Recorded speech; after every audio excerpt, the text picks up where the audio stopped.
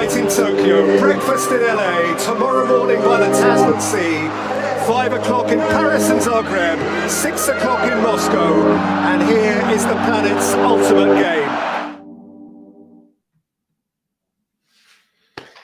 Welcome, everybody, back to 8 p.m. in Europe. It's obviously been a long time. Last time was, I guess, last week, but it was my dad's. So it was a little bit different.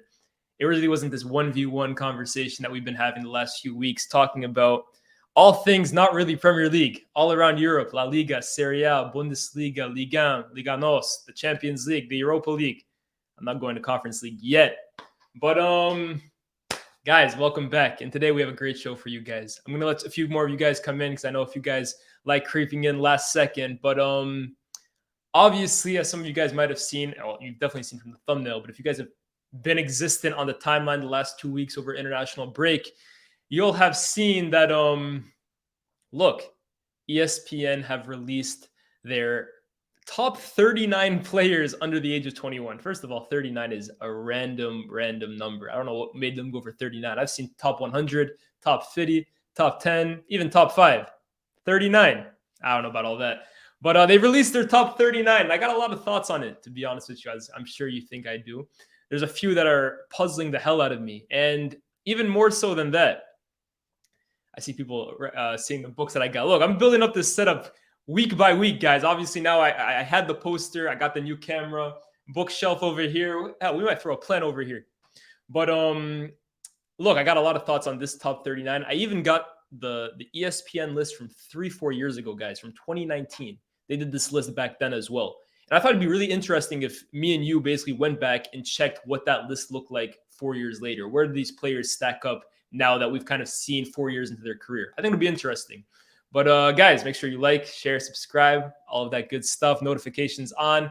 Tell a friend if they're looking for a football channel. The FTBL is the place to go. Content almost every single day. Before we do, of course, though, I gotta read a few of you guys in because I see some regular faces. Dennis, big up you, bro. You're not over Raul from last time. My fault, big bro. Ben, the streets are fun. My guy would have been no comment. Ash, what's good, bro? What's good, Ash? AMH consistently in here. I see a few of you guys. This intro goes hard. Lias always gets me hyped. Hey, y'all wanted production. Y'all wanted me in my engineering bag. That's what you guys can get. Yeah. Lias doing the fake bookshelf vibes. Y'all ever seen that LeBron meme where he's got the book upside down?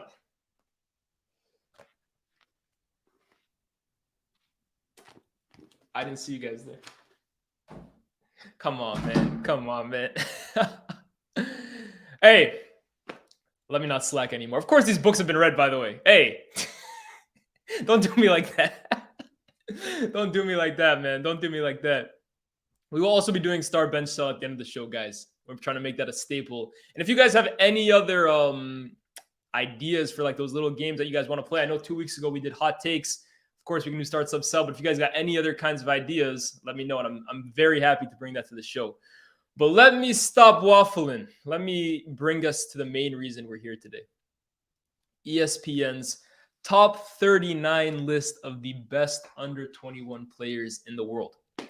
And I'm going to be very honest with you guys. If I haven't seen enough of this player, I'm going to let you guys know and say, look, I can give you my initial thoughts based on like comps, based on a few games I've seen them. But I haven't seen a player, I'm not going to be the guy on big YouTube to cap and pretend like I've seen him and give you guys some statistical, analytical breakdown. Like, no, I'm very much a guy that when I see something, I'll be very honest with what I'm seeing. I'm never going to dance over it, but I'm not going to basically just pretend to know a player that I've never seen before, that I've seen 2 times.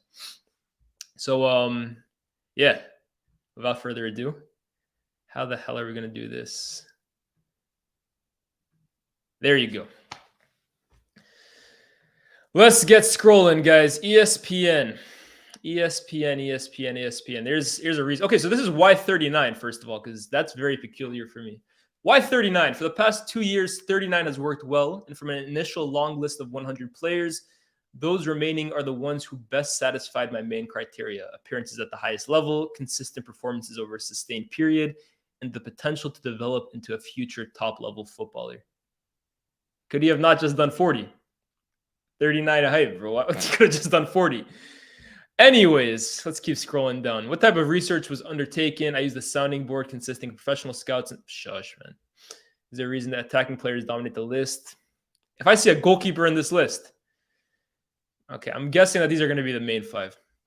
I know most of them, right? Like I've seen the big ones, but I'm guessing that these are the big 5.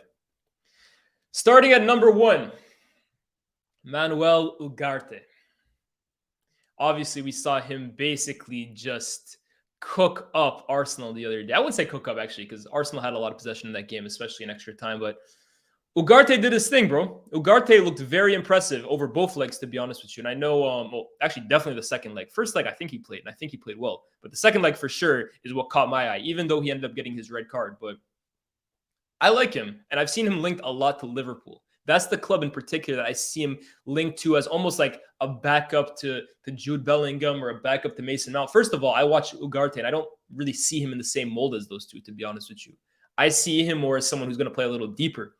And when you look at Liverpool, who one of their main players of the last few years is Fabinho, who's completely fell off a cliff, maybe Ugarte is that kind of player that can slip into that kind of position and play more of that guy who breaks up play, starts play from deep. Because really, that's what I think Liverpool need badly.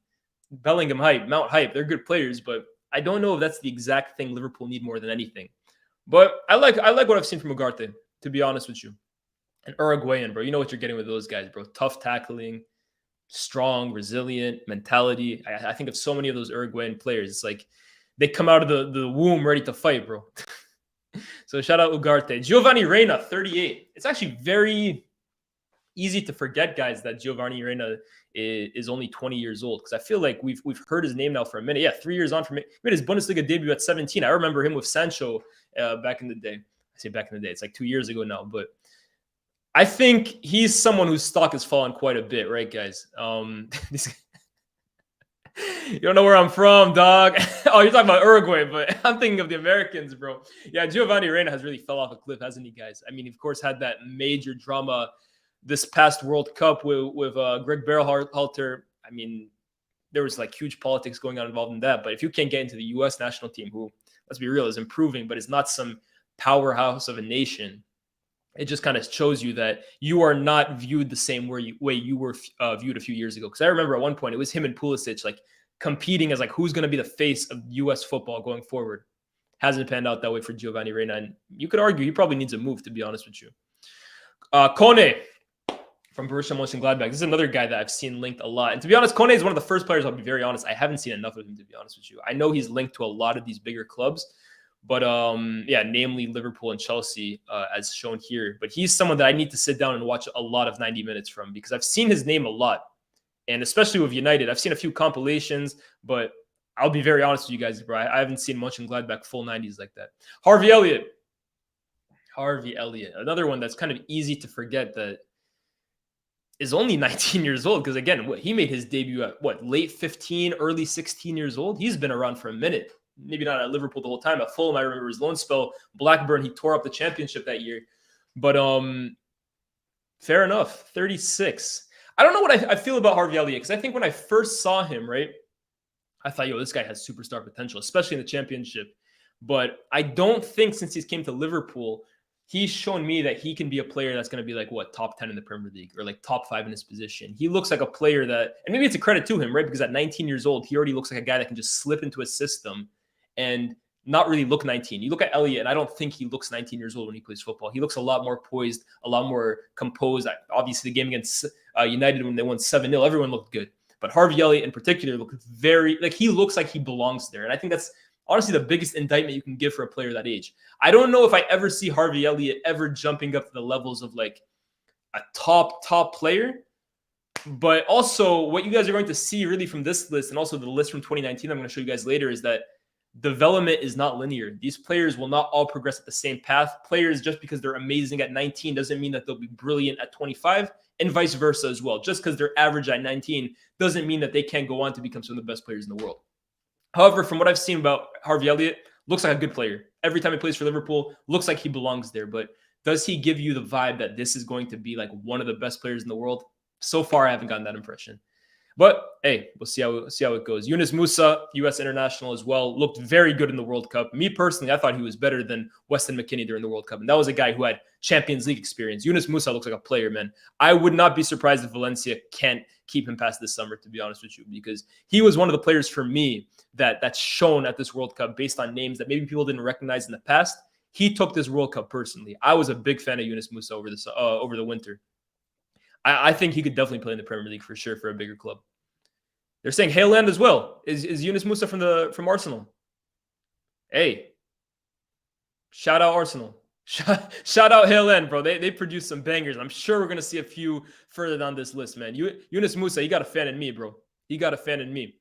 Like, to be honest, what Yunus Musa is now is what Giovanni Reina should be at this age based on what he was at 17 years old. So full credit to Yunus Musa. I didn't know that he was from Haaland. But they produced so many good players, bro. Because I remember Benacer, when Benacer was really cooking up, like coming through the ranks at Milan, I was so shocked to find out that this guy was at Arsenal before. I never knew that. So fair enough. Whoa! Huh? Hold on. 34?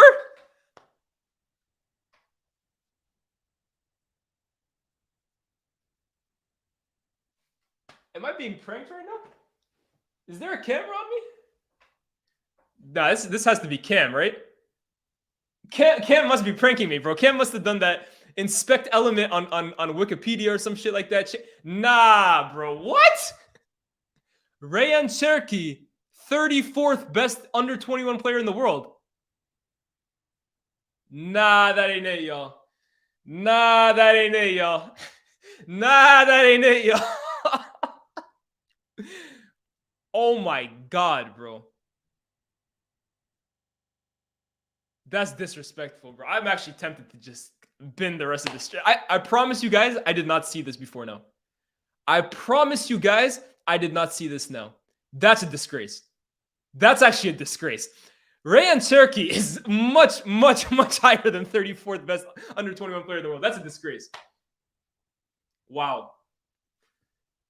I mean, where do I even begin with this guy? You talk again about poise, maturity, composure, and just, I'm going to use that word that Jadon Sancho uses a lot on Twitter because I think it applies for Cherki. Cherki has an aura to him, bro. He picks up the ball, and damn it, he looks like he's like a 25-year-old player, bro. The confidence that this guy plays with, the swagger that this guy plays with, does not belong to that of a 20-year-old. I don't want to hear Algerian biases showing, bro. Don't give me that, bro. If you've watched Rayan Cherki, and you can, I need to see who's below him. I need to see who's ahead of him in this list, because that's ridiculous. Rayan Cherki, 34th, is actually offending me, bro. This guy is a bona fide superstar. Make no mistake about it. This guy's game screams Galactico, in my opinion. The only thing that's stopping me really from lauding Rayan Cherki to the moon is the fact that, look, North African wingers, I'll be honest with you, I'm always a little hesitant with them because I know what they are, bro. I know who you are. You can't fool me, bro. I'm familiar with North Africans' games, bro. But Rayan Cherki is a bona fide baller, bro. This is ridiculous. If he can basically keep his focus in check, keep his mentality level-headed, his talent is otherworldly, bro. We're talking about a superstar talent at Rayan Cherki. That's ridiculous. I ain't gonna relax, bro. I ain't gonna relax. I need to see who's next up, bro.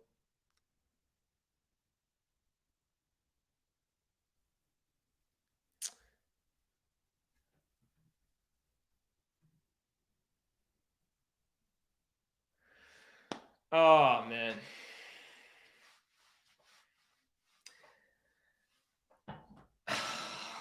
Really? Really, ESPN? Really, ESPN?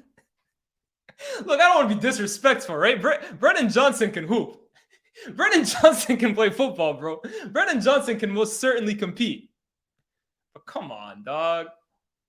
Come on, dog. Brennan Johnson, good player, having a great season in the Premier League. Brennan Johnson is better than Rayan Cherki? Come on, man. What are we doing? What are we doing, bro?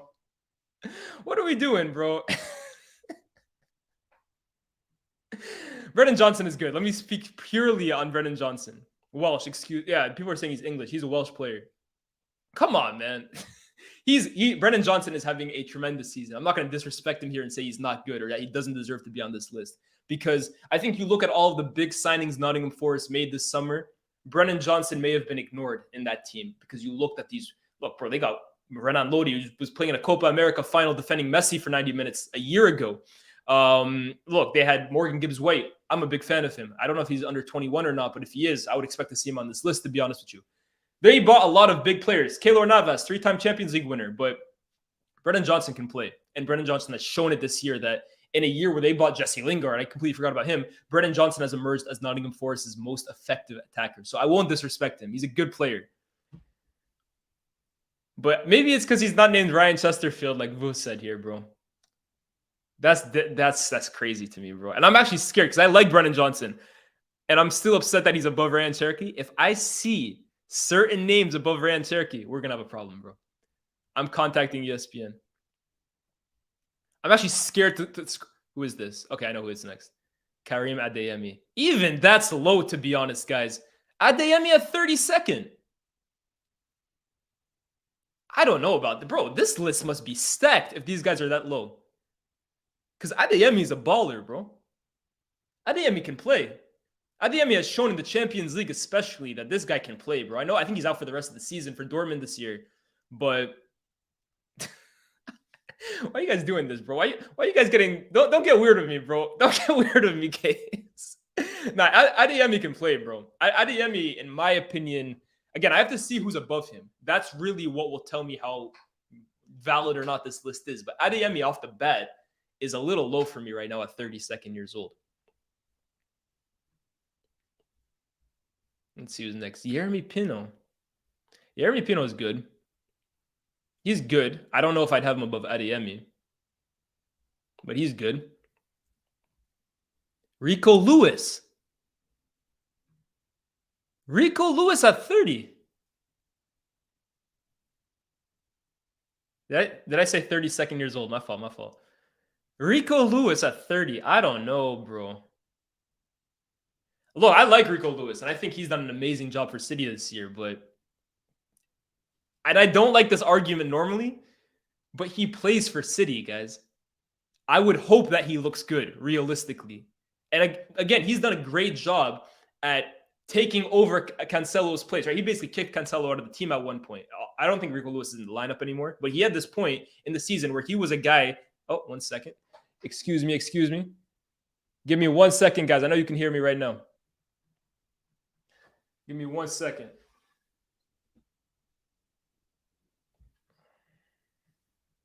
Give me 1 second.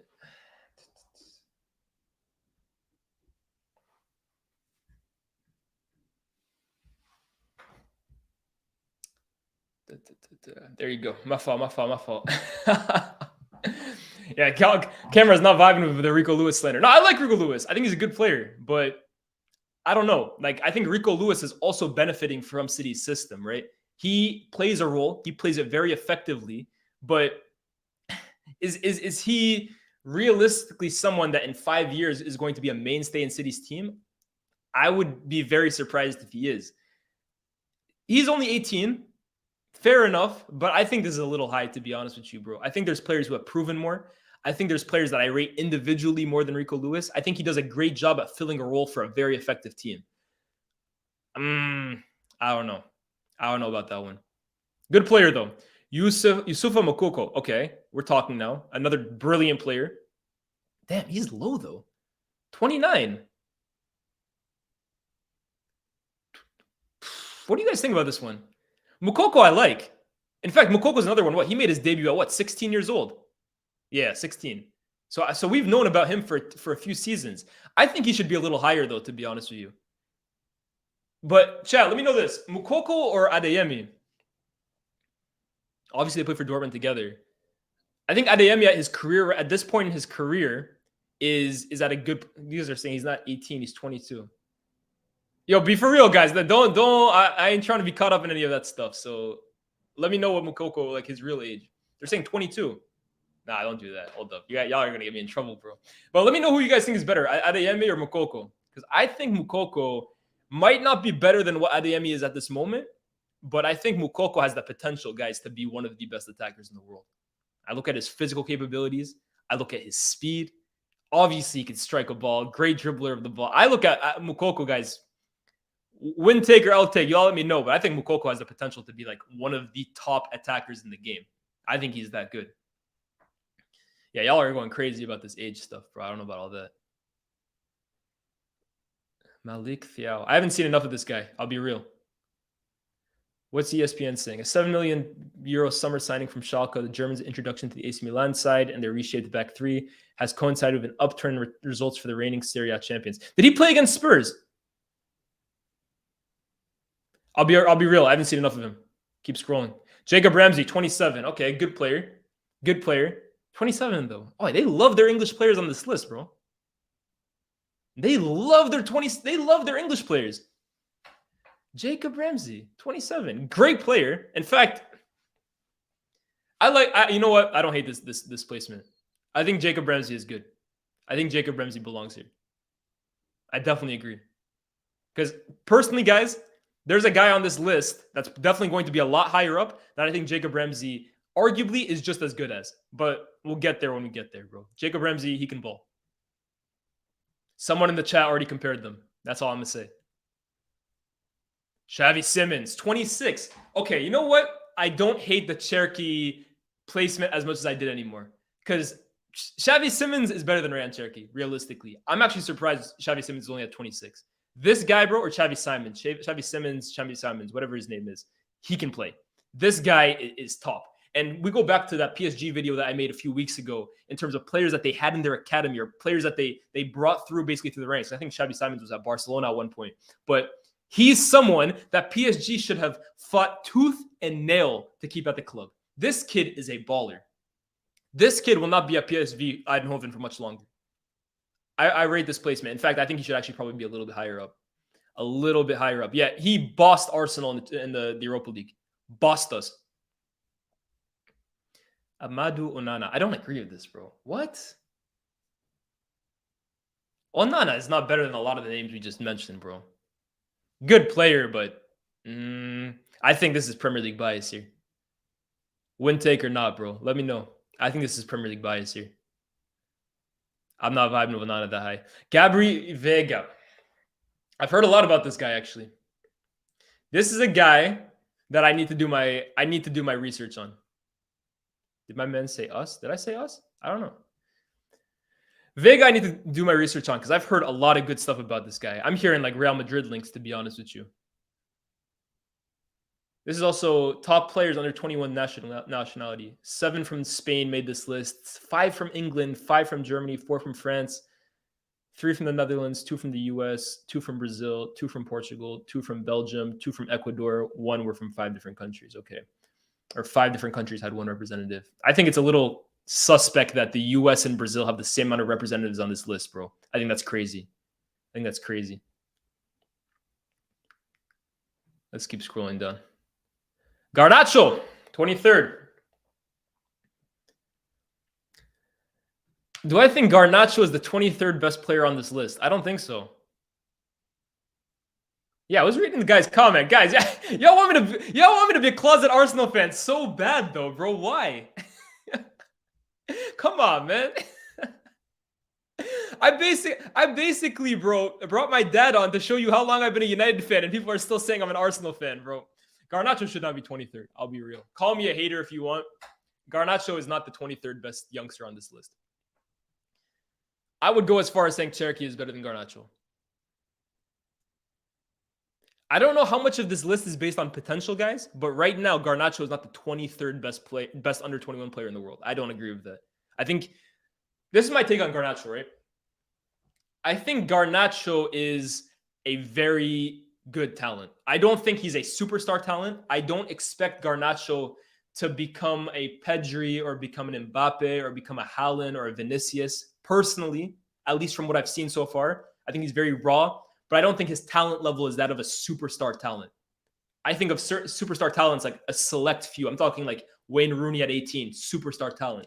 Kylian Mbappe at 18, superstar talent.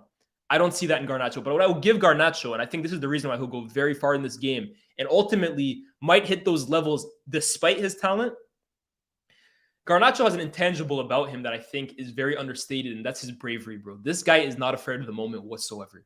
This guy is not afraid of taking on any defender. He's not afraid of scoring goals. He's not afraid of big games. He's not afraid of pressure. He doesn't feel the pressure of the Man United shirt. And I don't think people will say, oh, that doesn't mean anything.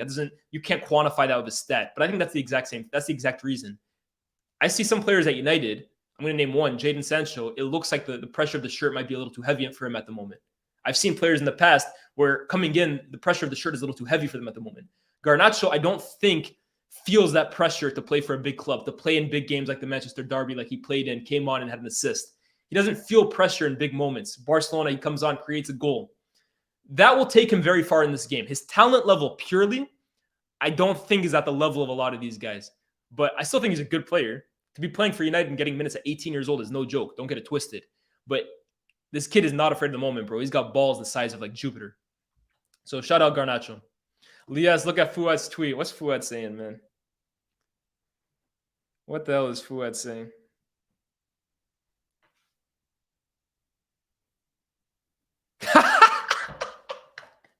Hey, yo, no comment. No comment, bro.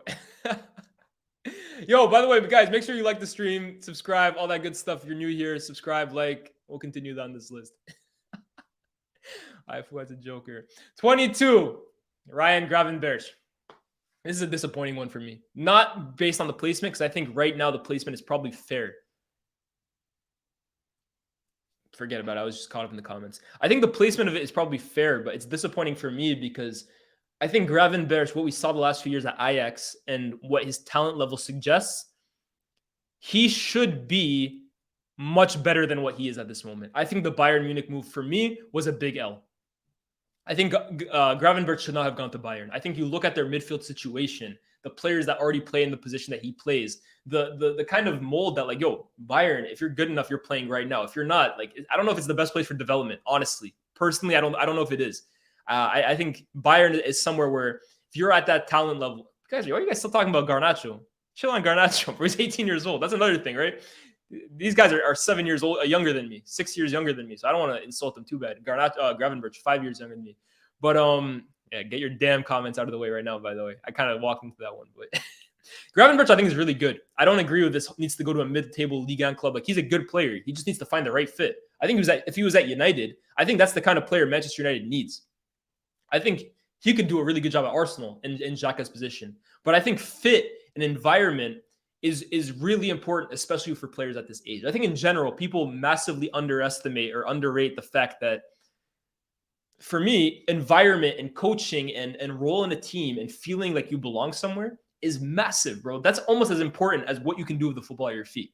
There's players that have been so good at one place, so bad at another place, and then they'll go to a third party and be absolutely brilliant there. Just because that one spell they don't work out there doesn't mean that they're a bad player all of a sudden. I rate Gravenberch a lot. I think he has a lot of qualities that, bro, under the right coach, he could bang. They're telling me I look like I'm 13. Suck your mom. How about that, bro? Suck your mother, bro. What the fuck? I'm 25, guys. Damn. You getting up there. I'll make the joke for you. You guys didn't see I graduated. When I said I graduated, bro, I graduated from my master's, bro. I didn't graduate from high school, bro. 13 height. 21, Romeo Lavia.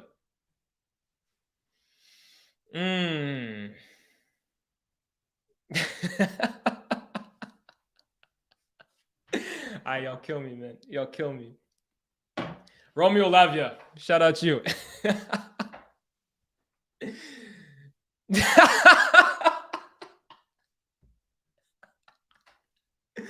I'm weak, bro. I'm weak.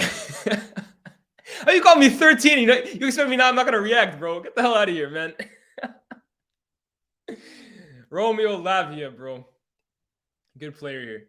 Romeo Lavia can ball. I'm actually very interested in seeing which club he goes to next because, you know what? This is a player, again, United could use him. I think Chelsea were already interested last summer. I think now that they got Enzo Fernandez, they don't need him as much as they did before.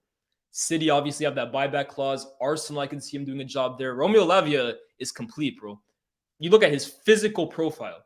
The guy's a grown man at 19 years old. That already, right off the bat, tells me that, yo, He's only gonna at that level with that body at 19 years old, bro. This guy's gonna be a problem. And technically, he's absolutely superb. Obviously, he comes from City's academy. I think Southampton is probably the best place for most youngsters to go, in my opinion. You look at what Ralph Hasenhüttl, which for me is a manager who should never have been fired in the first place. I think he was working wonders with Southampton because they never invest. They always lose their best players, and they replace their best players with youngsters. In Lavia's case, for example, had never played professional football in his life. So that's my own mini rant on Southampton. But I think that Southampton is a perfect place for youngsters to go, in my opinion. Romeo Lavia, he can play. This guy says Lias thinks everyone's a superstar when most of them are not. I just told you I don't think Garnacho's a superstar, so I don't understand that. I don't get that. Andre Santos. I saw him play for Brazil the other day. That was him, right? Who was playing against Morocco. Good player. If this is what I'm thinking of, Andre Santos, who played for Brazil against Morocco, he can play. He can play. 20 though? Don't agree. Too high. Piero Hincapié. Bro, who the hell is this? I got to do my research on this guy. I ain't seen him play. Rasmus Højlund. Denmark's finest.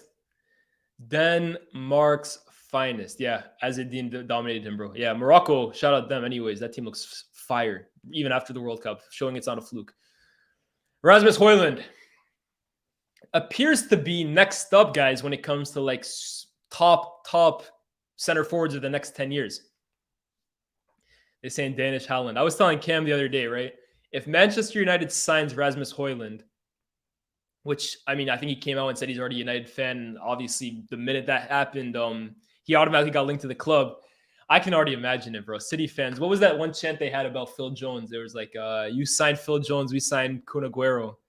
This one is going to be, you signed Højlund, we signed Erling Haaland, bro. Like, the chant writes itself if this guy flops. But I look at it at his profile, right? Again, at 20 years old, grown man, physical, fast. And the finishes in his arsenal, they're top, bro. They're top. I think this is a little, I don't know, 18th place for a guy that I think until the last few weeks, no one was really raving about. I think he's had a good season, but until only recently, people weren't talking about Højlund in like these all-time great conversations of youngsters. So 18 might be a little high, to be honest with you. But I like what I see from him. Yeah, nobody watched this Danish guy play once full 90. I think it's this guy, AJ 27. You got mad vim for me today, bro. I don't know what's good with you, bro. Relax. But yeah, I don't know. 18 seems a little reactionary, to be honest with you. I would hope that Ferguson is on this list because Ferguson has been doing it a lot longer this season than Højlund is, or at least has been in the eye a lot longer than a lot of these guys. If Højlund is 20, Leah saying 25. All right, what the hell is this? Y'all really going to shout my age now, bro. Nico Williams, good player. Good player. 17 is probably fair, to be honest with you.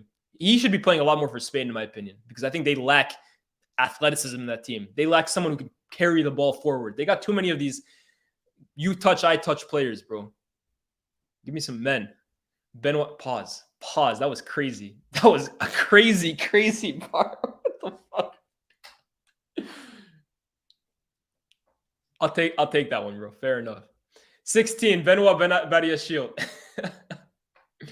Benoit Badiashile. Yo, I paused it already, bro. Don't do that. Benoit Badiashile.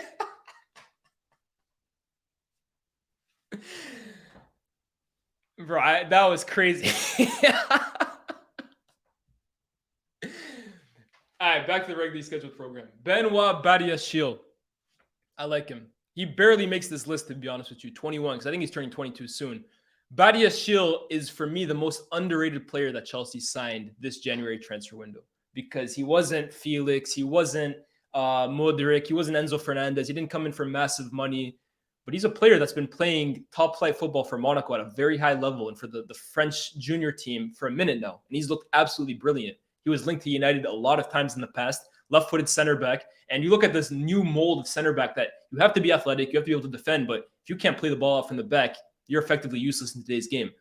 Badiashile is tremendous with the ball at his feet. Tremendous. I actually can't think of many center backs that look as graceful playing with the ball at his feet like Benoit Badiashile. I'm not saying he's the best ball-playing center back in the world, but he passes the ball like a midfielder. He makes it look so effortless. I got a lot of time for Badiashile. I think it's a good ranking. Gonçalo Ramos. Gonzalo Ramos. Obviously, we saw Ramos at the World Cup. Scored a hat trick, replaced Ronaldo, and immediately lit it up. Looked brilliant. But I think this is a fair placement. I don't know, though, guys. Let me know what you think. I'm hearing that he's going to be available, or like if you want to buy him, he'll be like a 90 to 100 million pound player this summer. I can't lie. I don't know if I'd pay that much for him, to be honest with you. And I know in this market, like everyone is overpriced, right? All seamen, they're talking about 130 million. Lukaku, I think, wow, he went for 100 million, I think, last summer. So obviously, no one's really worth the price that they're going for. But for that money that Gonzalo Ramos is being hyped for or totaled for, I don't know. I think he's a marksman. Gonzalo Ramos, every time I watch him play, the one word that comes to my mind is sniper. Like, this guy is a finisher extraordinaire. He will score goals wherever he goes. But I do worry as well, is this summer too early for him? I think Gonzalo Ramos needs another year at Benfica, personally. I looked at Nunez last year and I thought, yeah. And I think Ramos, in fact, he might be even outscoring Nunez. But I think Nunez physically was ready for that move immediately. I think Ramos still needs another year at Benfica, personally. That's just my opinion. Nunes. Top left back, bro. This guy's one of the best left backs in the world already at 20 years old. He's unbelievable. I don't think there's honestly too much to say about him. I think he's absolutely terrific, athletic, very technically good, pretty two-footed, to be honest with you, can dribble the ball very well. I mean, he was PSG's biggest threat in the first leg against Bayern. The only thing with Menz is his injury. I think he is injury prone, and that would be the one worry for me. I think he even missed the World Cup, right? But he's brilliant. Menz is very, very good. 14 is a good ranking. And I think he's actually better than Urian Timber. I think he should be above Timber. Timber is a weird one, bro. What are they saying? Urian Timber is a weird one. Because I don't know really. Like, I see center back here, and I know United were linked to him, right? But I don't think he would have played center back, especially with Lisandro Martinez in the Premier League. And I know, look, Lisandro Martinez just dispelled the myth that you need to be tall to be a center back in the Premier League. I agree. But two guys who are, sub 6 foot? I'm pretty sure Timber is also below 6 foot. That would have been, 5'10" center back. Yeah, that's a myth, bro. Two guys who are basically the size of midfielders. Nah, you need someone who's like a physical beast next to a Lisandro or next to a Urian Timber. So I don't agree with that. I think Mendes is better. And I don't know if he would have come to play as a center back or as an inverted fullback at United on the right, or playing in a 3. I think he can do a really good job there as a right center back in a 3. But playing in a 2, that would concern me, to be honest with you, especially next to Lisandro Martinez. And I don't think he should be 13th. Ansu Fati, 12th. Oh, this is one that breaks my heart, guys. Honestly, I'm a big Ansu Fati fan. I think injuries have just killed this guy, to be honest with you. I think they've absolutely killed him. Because Ansu Fati, man, I'm going to take this off. Ansu Fati, bro, there's a reason why they gave him the number 10 when Leo Messi left the club. There's a reason. Because this was the crown jewel of La Masia. He was the next up in terms of a Barcelona Academy product, stepping up and being the face of Barca, being one of the key guys for the next 10 years. And it looks like now he might be on his way out. It really looks like it might be that way. And this is a full screen thing, bro, because I think Ansu Fati, when you talk about talent, not production, not what he's given you recently, but just based on pure talent, I think he's one of the biggest talents in the world, especially for his age group. He's one of the biggest talents in the world. But has Barca let him down as well? I don't think so. You guys say his decline is so overstated. I think it is, bro. I think at this point in his career, Ansu Fati is how old? 20 years old. He's still young. He's still got a lot of time. But I think that at this point in his career, I was expecting Ansu Fati to have a bigger role at Barcelona than he currently does. And I don't think it is Barca's fault, to be honest with you. Like, I know his dad came out recently and said the club has let him down. But I don't think he has, bro. Xavi is someone who came from the academy himself. I think he values academy players. He's not playing Ansu Fati because he doesn't rate him, or because he doesn't want to give kids a chance. I think he will give youth players a chance. I'm sure there should be someone on this list anyway that plays for Barca that came from the academy only just recently. I think Fati, I don't think he's mid, bro. I think you guys are overdoing it. Fati is a top talent. but he is indefinite risk of becoming what's known as a failed wonder kid. I think you look at the recent retirement of Bojan Kirkic. I would be concerned if I was Ansu Fati, because Bojan, I remember the same thing when he kind of broke through.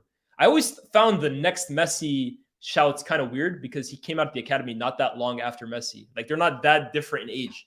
It's not like Messi was 30 and Bojan was 20. They were, 3 years discrepancy between the two of them. So that one was always weird to me. But I would definitely be concerned if I was Ansu Fati. And I think potentially he might need a move because Barca does not wait around for anyone. Barca are constantly signing top-class attackers. I mean, look how many they have on their books at the moment. But I think when given the chance, bro, Ansu Fati's a top talent. I don't agree with you guys saying he's average. I think he's very good. That's just my opinion, though. 11. This is the guy I was talking about. Balde. Top. 15 million transfer value. The hell are you talking about, ESPN? Balde is a top left back, bro. Who's better, though? Balde or... Balde or Nuno Mendes? I think I'll give the edge to Nuno Mendes because I think like he's just a stronger, faster player at this moment. He's a little older as well, too. He's been playing for a bit longer first team football, but Balde is top. Balde is quick, bro. I saw this guy twice with my own eyes at Camp Nou and, of course, at Old Trafford. He is lightning quick. He's very technically good. He's a Barcelona Academy player. Top player, bro. I don't think he was like in the fold before this season, if I'm not mistaken. I think this is really his breakthrough year. But I like Balde. He's like another winger basically playing out there. Now we get to the top 10. Now, guys, before we get to the top 10, let me make a prediction, right? Should I give you guys my top 10 first before I read their top 10? Let me know. This guy says you play with him. Of course, you know how good he is. This guy's running Ferran Torres jokes in almost April of 2023. Come on, man. Should I give my top 10 right now? All right, top 10. People are saying go through it. Yeah, let me know. Go through it or give my top 10 first? No, yes. No, after. Give us yours. All right, I'll give you guys mine. Pedri is first. By a good distance, by the way. But I'll talk about Pedri later. Musiala is second. Bukayo Saka is third. Jude Bellingham is fourth. Just fourth. Because I'm very hesitant between him and Camavinga, who's better. I'll go fourth Jude, fifth Camavinga. Sixth, I would go Gavi. And I'm going off their top 10, right? I'm kind of reordering their top 10 in my opinion. Seventh, I would go Martinelli. I don't agree with who they have 10th here. I can't lie. Yeah, I would go, what did I say? 7th, Martinelli. 8th, Gvardiol. 9th, Florian Wirtz. And I think 10th, to be honest, guys, I would go Nuno Mendes. I know they got Nuno Mendes 14th, but I would probably go Nuno Mendes in my top 10, especially compared to who they have 10th.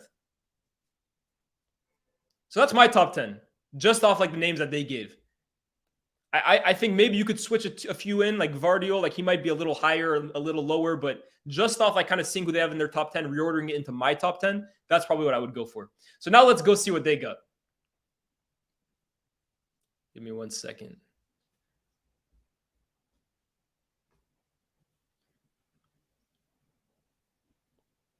Yeah, they didn't put Balogun. Is Balogun 22? I swear Balogun is eligible for this. Rodrigo's over 21. Guys, this is 21 and below. So Rodrigo does not qualify. Vinny does not qualify. Who else was there? Kvaratskhelia doesn't qualify. Vinicius doesn't qualify. These are just 21 years old. Balogun didn't make this list. Evan Ferguson didn't make this list. Nah. This list is bogus, bro. Balogun should be in here, and so should Evan Ferguson. Nah. This list is suspect, bro. Did they forget about them or did they just not know ball? Uncomfortable. Araujo, I don't think is I think he's older than 21, bro. Enzo missed it by 2 months. He'd probably be 4th in my list, guys, if Enzo Fernandez qualified. Colwell didn't make it. Fairs. Who's this writer and what's his hat? Now, I'm not going to go send you guys send abuse to this guy. He's just a journalist. All right, let's go. 10th, Moises Caicedo. I didn't put him in my top 10, guys. I think Caicedo is good, but top 10? This guy's saying Ferguson is good, but overhyped. But, bro, 39 names and Evan Ferguson can't make the cut. Come on. 39. I'll tell you who I think also missed out. I think Amad Diallo missed out. I think Amad Diallo next season will have a good year. I think what he's doing in the championship right now, I think Diallo Amad is unlucky not to make this top 39. But Moises Caicedo, I wouldn't have had him 10th personally. I think he's very good. And I would have actually liked to see him make that move to Arsenal, even though I don't think it's going to happen anymore. Because personally, I think Rice is on the way over there. But Caicedo is very good. Very good. Excellent ball winner. Great at playing the ball. Energy on max. Consistently 7 out of 10 minimum, it feels like. I like Moises Caicedo. I wouldn't have put him top 10, though. I think there's better players. I swear he has more than 1 goal, bro. I swear he scored 2 goals against Leicester. Caicedo, he's good.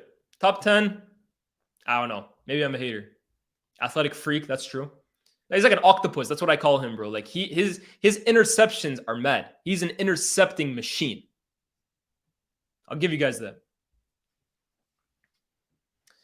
Josko Gvardiol, 9th. Well, hold on. Let me see the estimated transfer value. 55 million. Boy, Arsenal fans in here. Y'all know this is cap, right? 55 million. Don't fall for that. 55 million. I don't know. 55 million guys are who, bro? What is it that the Brighton owner said about Caicedo and Arsenal bidding for him? He's like, if they wanted to bid 60 million, they should be prepared to get half the player. They got to bid another 60 million for the other half. 55 million hype, bro. That's nonsense. Josko Gvardiol, excuse me. Gvardiol, look, I know he's been put on a poster a few times recently, right? Messi was doing disgusting things to him at the World Cup. And then recently we saw Haaland just have his way with him in the Champions League. So quite clearly, Gvardiol is not the complete package. He's not the finished article, so to speak. But Gvardiol is top, bro. I actually really like Gvardiol. You see, Ash here is saying too much World Cup prop. I actually disagree. I think Gvardiol he's good, man. When you think about what you want from a center back, strong, fast, aggressive, front-footed, but also exceptionally good on the ball. Chat, win take or L take here.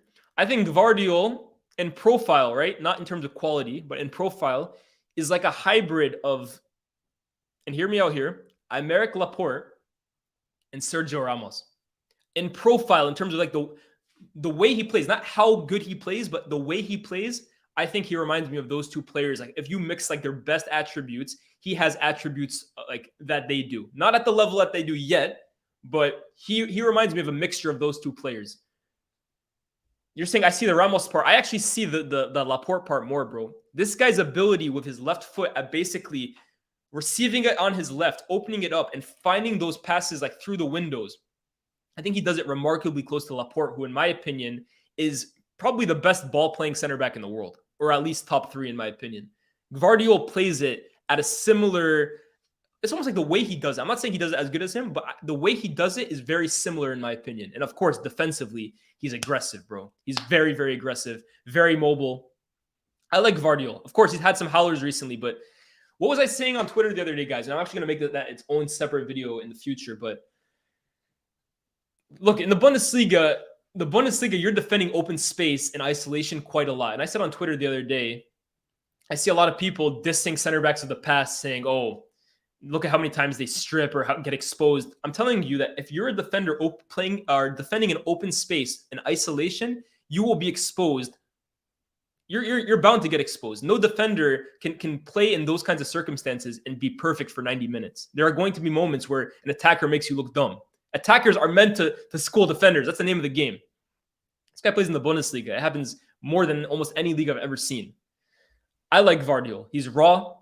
He's rash at the moment, but I think he's got potential to be one of the best, if not the best center back in the world. I like him. 8, Florian Wirtz. 85 million transfer value. I don't know if I'd put him 85 million transfer value after his 9-month injury, bro. I need to see more of him post-injury because I think he's exceptionally talented, Wirtz. I think he's very, very good. Valverde does not qualify for under 21, shush. But Wirtz is exceptionally talented. I need to see him, though, post-ACL more, though, because I've seen that injury take out too many players, bro. I've seen that injury take out too many players. But Wirtz, before the injury, we can talk about him there.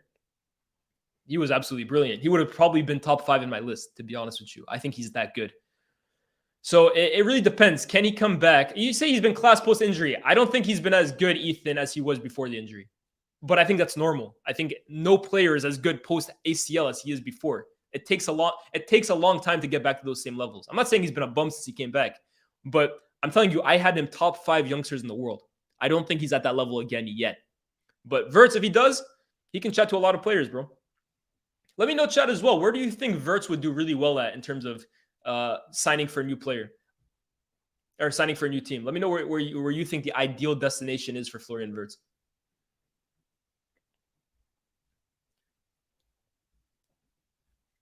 Gabby Martinelli. I think Martinelli is one of the most polarizing players in the Premier League for sure, bro. Because I know a lot of people who rate him. I know a lot of people who don't rate him. I'll tell you this. Cam, for example, while he respects his numbers, doesn't rate Martinelli that highly. I, on the other hand, I actually really like Martinelli.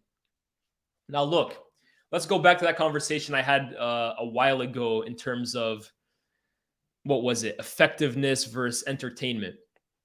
And people were slating me for saying this, but I'll say it again. Erling Haaland is not a player that I would spend money to go watch and be entertained. I wouldn't go watch him to purely be entertained. I'd watch him because he's a goal-scoring machine. But he doesn't really, what is it? He isn't what I want to see in terms of entertainment. Purely entertainment. And entertainment is subjective. What you guys might find as entertaining, I might, and vice versa. Or I might not, and vice versa. I think Martinelli is similar to that because Martinelli is not the most aesthetically pleasing player. Let's be real here, right? His dribbling, although it's actually much more effective than probably a lot of you guys think. Like, I think he has some of the best dribbling completion rate in Europe at this moment. But he is a head-down kind of dribbler. He often does run into traffic. I think sometimes he does get lost in himself a bit when he is dribbling with the ball. This guy's saying scoring goals is entertaining. For you, it might be Hamza. But what if you're entertained by? I'm not saying Martinelli or Haaland do either of this, but if a player scores 50 goals a season, but all of his goals are he just waits at the back post to tap it in, is that entertaining for you? Because for me, it's not entertaining. I would gladly admit that that's one of the most prolific goal scorers in the world. But in terms of entertainment, which is subjective, that's not entertaining for me. Martinelli, though, I think he's effective, bro. He's an effective dribbler, even though he doesn't look pretty on the eye. He's an effective goal scorer, even though he doesn't score like rockets every single week or dribble past 6 players to score. The guy is a classic output, bro. Like an outlet, excuse me. Last line of defense, you send him through, he scores goals. And I'm actually interested in seeing Martinelli the next few seasons because I actually think that his future might lie out centrally for Arsenal. Let me know if you guys agree or not, but I actually think Martinelli will continue moving more and more centrally. I'm not saying he's going to be an out-and-out 9, but you look at the Liverpool wingers, of the last few years. They weren't at their peak. They weren't really playing as wingers, right? They were playing as inside forwards. Salah and Mane touched the ball inside the box more than most strikers in world football. I could see something like that massively happening for Martinelli, and I think, look, the season he's having right now, there was a point where he kind of had a rough patch midway through the season. People were saying this guy's garbage. I think he's only 1 goal behind Rashford in Premier League goals. He's having a very, very good season for league-leading Arsenal. And what? He's 21 years old. I rate Martinelli. King Kong thinks, yes, I think Martinelli's a system player. I disagree. I think actually King Kong, I think Martinelli is a kind of player that will probably play well in almost any single club because his intent, like being able to create chances off your movement is not something that is reliant on a system because your movement will be there no matter what the system is. You will always be creating chances because you're always at the back post. You're always in goal-scoring positions. I don't think Martinelli is a system player. I actually think Martinelli at most clubs will bang. There's a reason why Klopp said a few seasons ago, he's like, Martinelli's the talent of the century. I won't go that far. I don't think he's that good. But Martinelli is a good player, bro. 13 Premier League goals already. I agree with this, Ben. Martinelli lacks the physicality to be a lone center forward. Yeah, I don't think he'll ever be a 9, like lead the line kind of central player. But I think he will continue moving more and more centrally. Because you want those guys as close to goal as possible, bro. For me, players like Martinelli, players like Salah, players like putting those players purely on the wing. Like, let's talk about Salah, for example, this season. I think a huge part in his decline this year is because he's been asked to basically play wider and wider and wider, further away from goal, and have less and less touches inside the box. For a player like Salah, whose best attributes are goal scoring, instincts, quickness of feet, he's basically the best at snapshots that probably the Premier League has seen for the last few years. Now, you ask a guy like that to play on the wing, basically, and dribble players and create chances, it's gonna hurt his output. So Martinelli, I think you want to get that guy as close to goal as possible. But I agree, he's not a number 9, so to speak. 6 goals in the last 6 games. Yes, Martinelli or Saka. Martinelli and Saka or Salah and Mane? Bro, that's no disrespect, Ali. That's a crazy question. It's Salah and Mane, bro. I don't really rate Martinelli like that. He reminds me of Jota, not the best footballer, but he's effective. I think Jota is actually a decent comparison. I think Martinelli is better on the ball than Jota is, but Jota's, again, a player. I hate watching Jota play. Guys, I despise watching the guy play.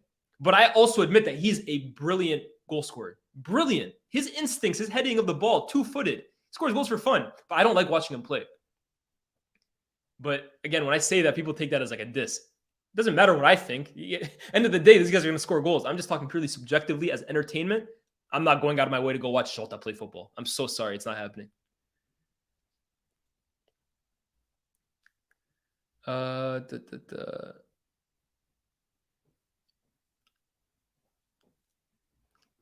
Criminal analysis. Martinelli's unreal. Did I not just say Martinelli is brilliant? Have I not basically just spent the last 5 minutes bigging up Martinelli?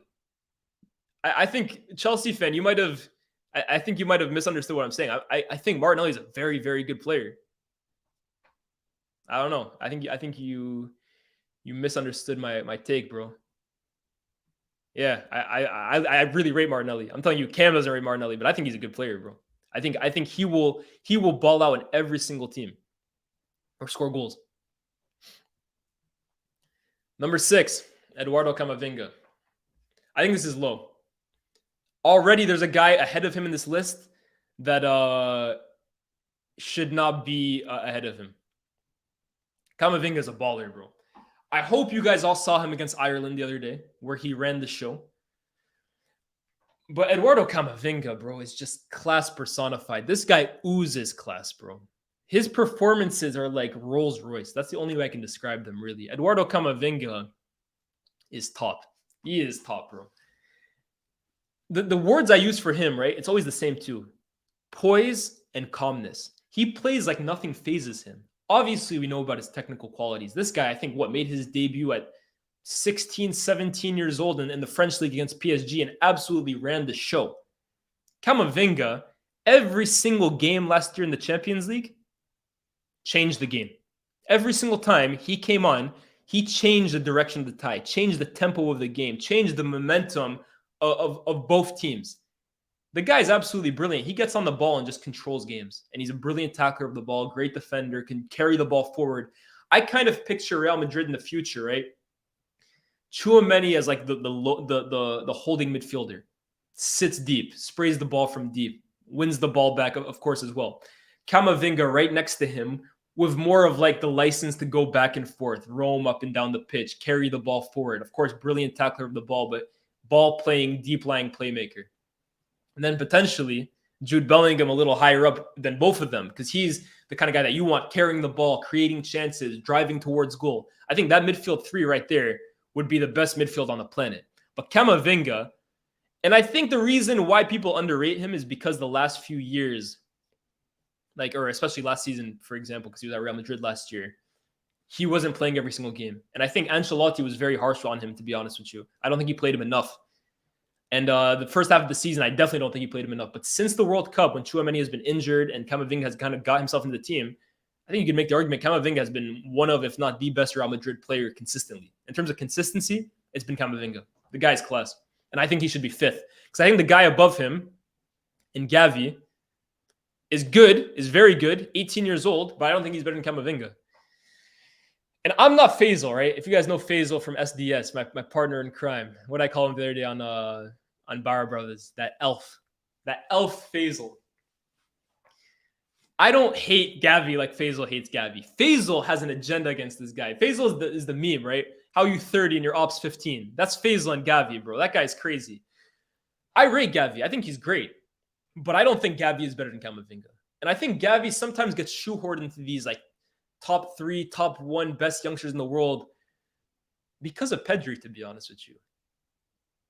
I don't think that if he played next to Pedri, Gavi would be rated as highly as he does. Like, for example, him winning the golden ball last year, I didn't agree with that.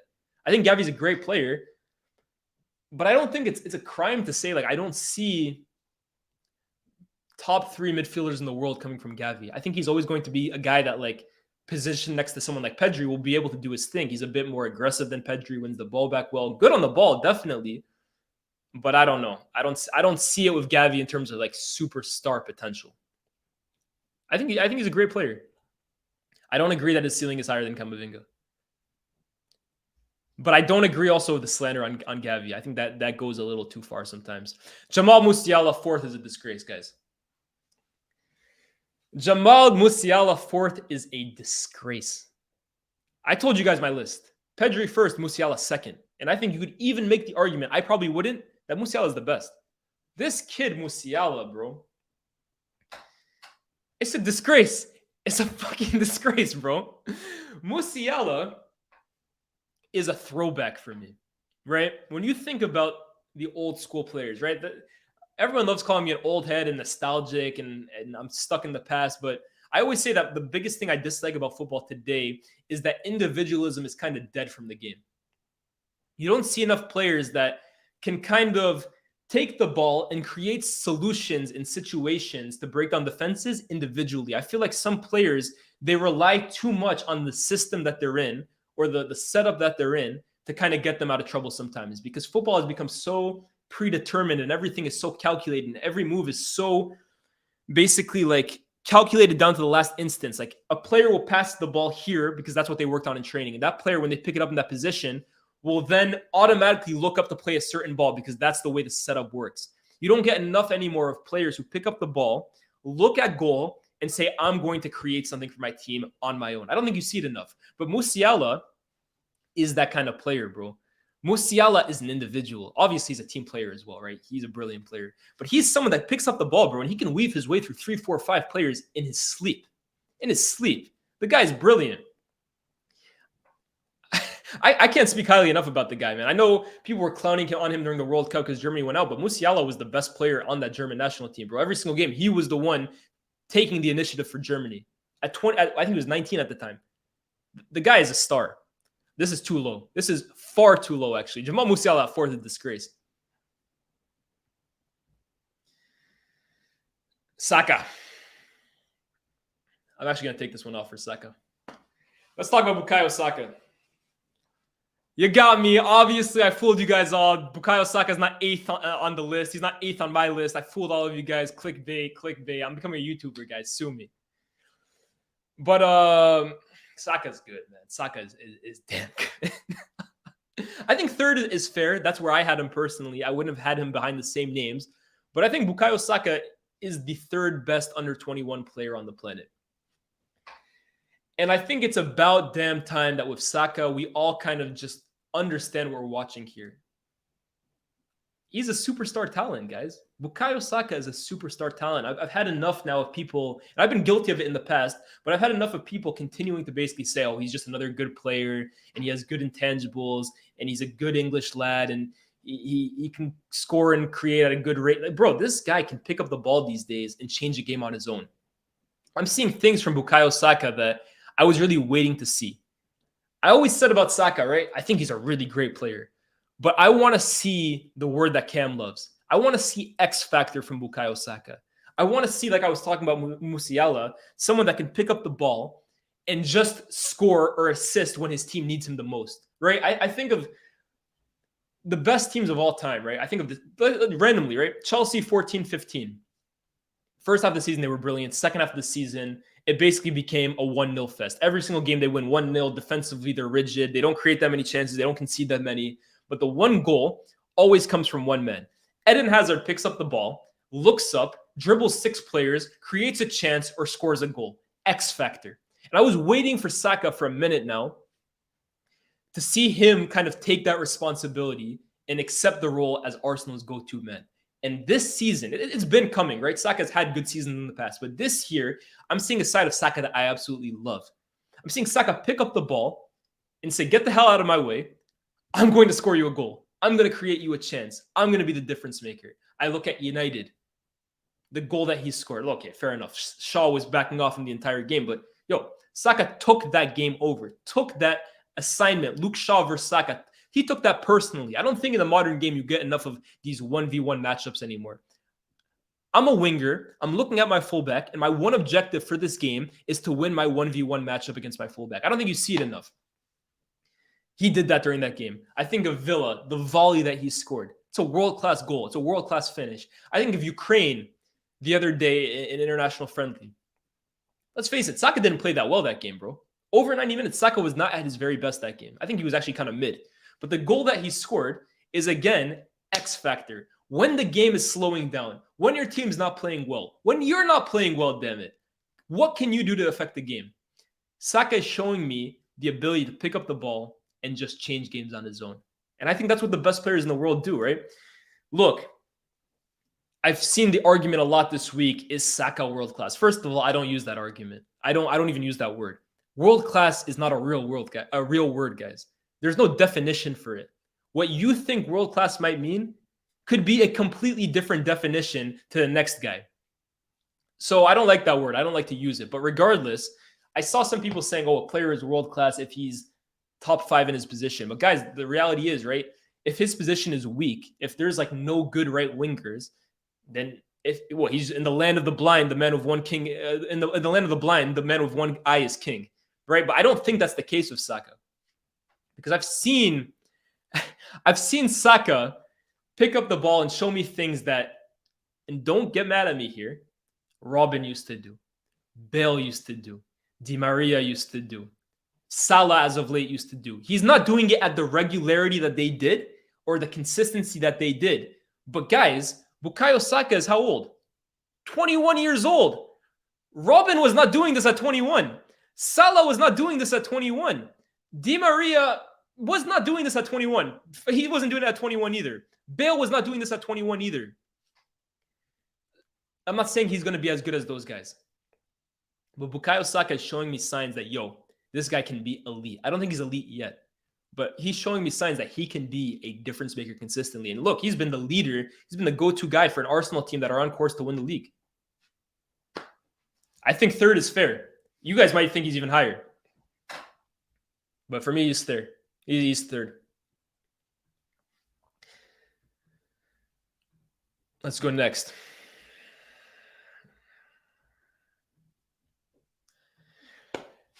Guys, this stream has been brazy. Thank you guys so much for joining. Make sure you like the stream, share, subscribe, notifications, all that good stuff. I'm out. Peace.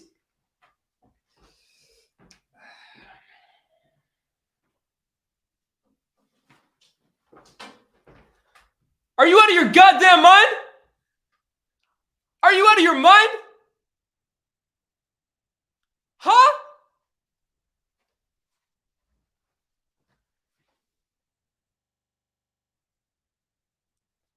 Pedri 3rd or Pedri 2nd.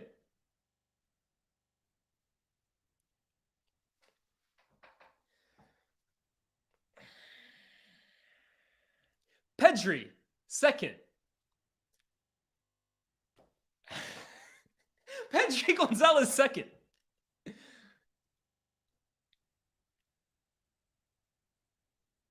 I'm lost for words, bro. I'm lost for words,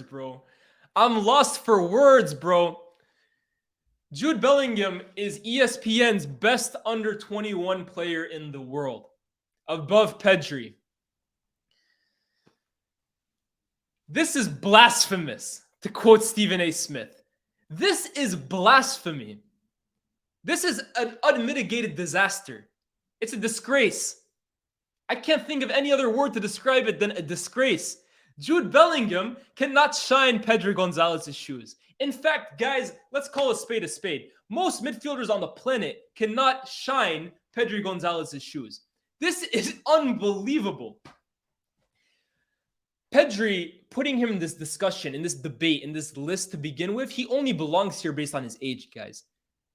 Because outside of that, Pedri clears every single name on this list. He clears them, in my opinion. You might have Musiala above him. I think he clears everyone on this list. Pedri should be described in the same breath as the likes of Toni Kroos, as the likes of Thiago Alcantara, as the likes of Ilkay, like the world's best midfielders, Marco Verratti, current day Modric. I'm not saying peak Modric, but you think of the best midfielders in the world, that's the kind of table that Pedri sits at right now. Pedri, in my opinion, guys, God forbid injuries aside, will go down as a tier 1 midfielder. And you guys know who my tier 1 midfielders are. The ones that I've seen anyways. Zidane, Modric, Xavi, Iniesta, Pirlo. I think Pedri, when it's all said and done, can sit with those guys. To put Jude Bellingham above Pedri Gonzalez is blasphemous, bro. It's blasphemous. Because there's not a single metric, there's not a single thing, bar athleticism, that Jude Bellingham has over Pedri. There's not one single thing. Let's go through them. Experience. Pedri has played in the biggest games, on the biggest stage, and balled. Big game performances. Pedri speak for themselves, bro. Euro semifinals, Champions League, El Clasicos. Pedri has done it. Technical ability, technical security. Who's a better passer of the ball? Pedri. Who has a better footballing IQ? Pedri. Who controls games better? Pedri. Who has more composure to their game? Pedri. Goal score, bro. And here's one thing that I really dislike about some football fans.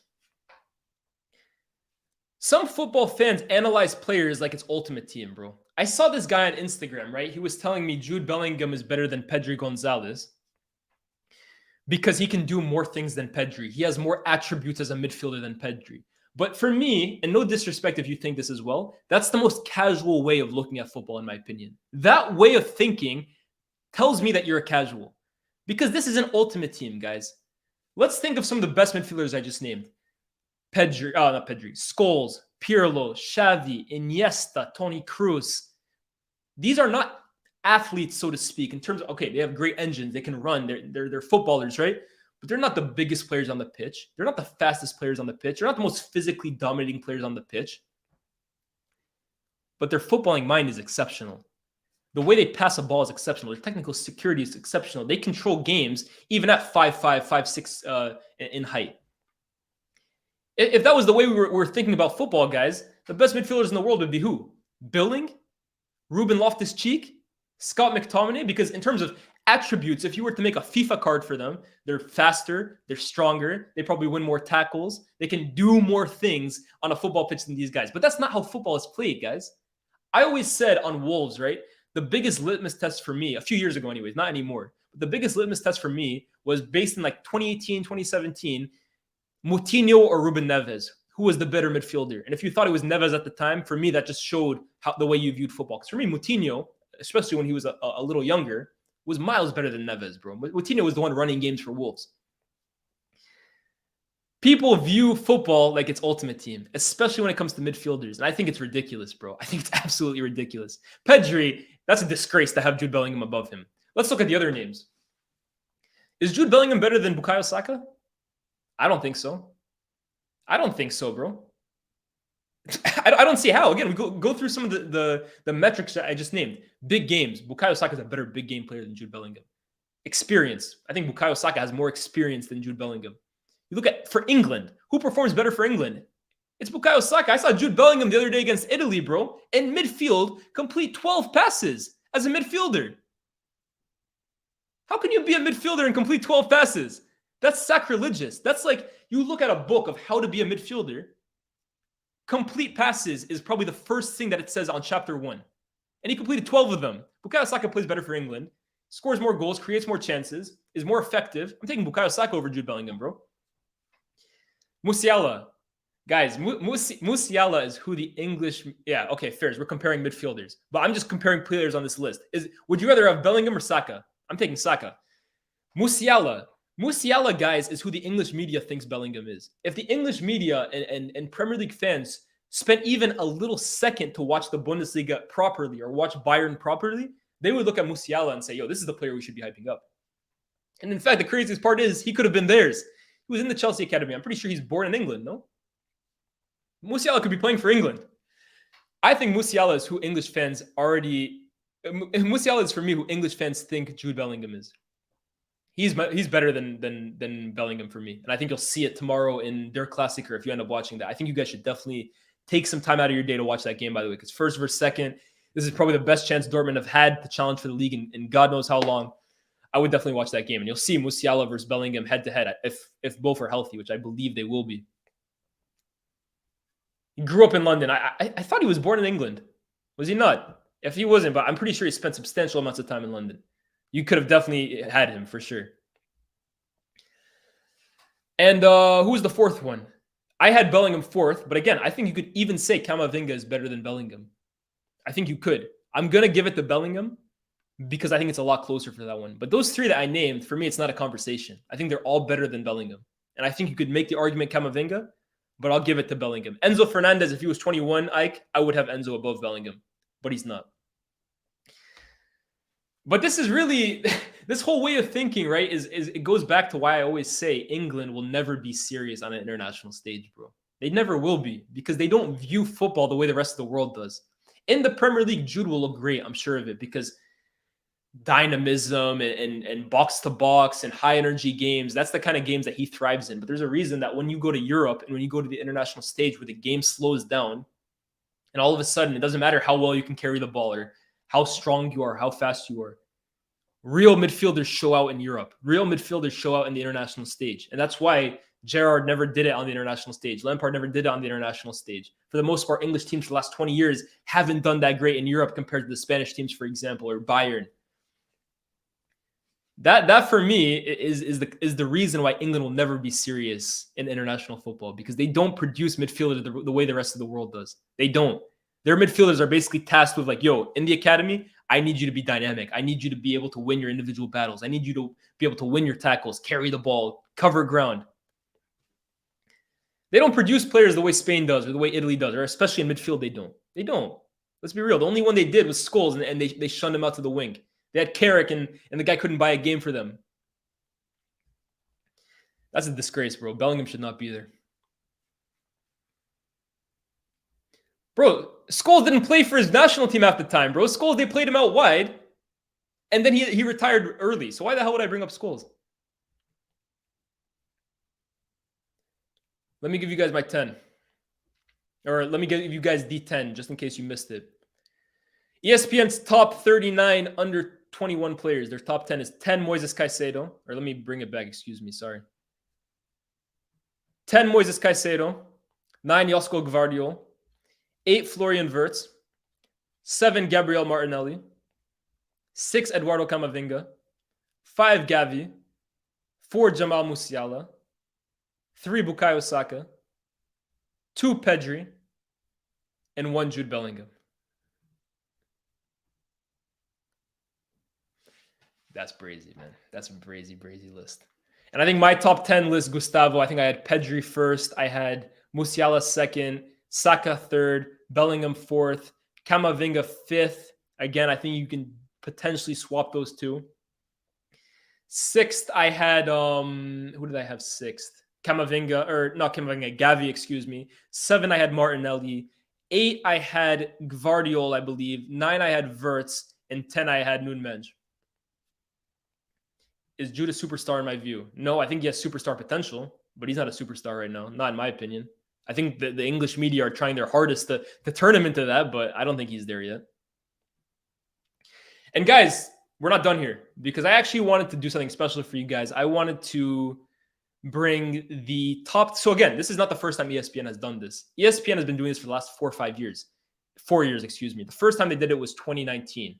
And I wanted guys to actually go back to 2019 and see that list that they made and kind of look, what do these players look like 4 years down the line? Because I think it's very, like I always say, guys, development is not linear. A lot of these guys that I've been talking about, I've given you guys my opinions on them now. They could be absolute world beaters in 5 years, or they could completely drop off the face of the earth in 5 years. I want to see, and I haven't seen this list whatsoever. The previous one I'd seen Bellingham was first, to be honest with you. But this one, I have not seen it before. So I'm very interested in seeing where players were and what they look like 4 years down the line. I don't think my dad sees Brian Robson and Jude, to be honest, bro. My dad is not a huge Jude fan, to be honest with you. All right, so let's see now what ESPN had as this list back in the day, 2019. Make sure, guys, you guys are liking, sharing, subscribing, all that good stuff. If you guys are enjoying this content, let me know as well. Okay. So this is the list from 2019. And they did top 30 these days. They weren't on their 39th thing back then. 30, they had Leon Bailey. Leon Bailey, I don't think is... I don't think he's lived up to what he was supposed to be, bro. He's doing a little better under Unai Emery at Villa, but let's be real. Next up. 29 was Ezekiel Barco. Chat, who's Ezekiel Barco playing for now? He'd be 24 now. Let me know. Ezekiel Barco, who's he playing for? I'll look it up.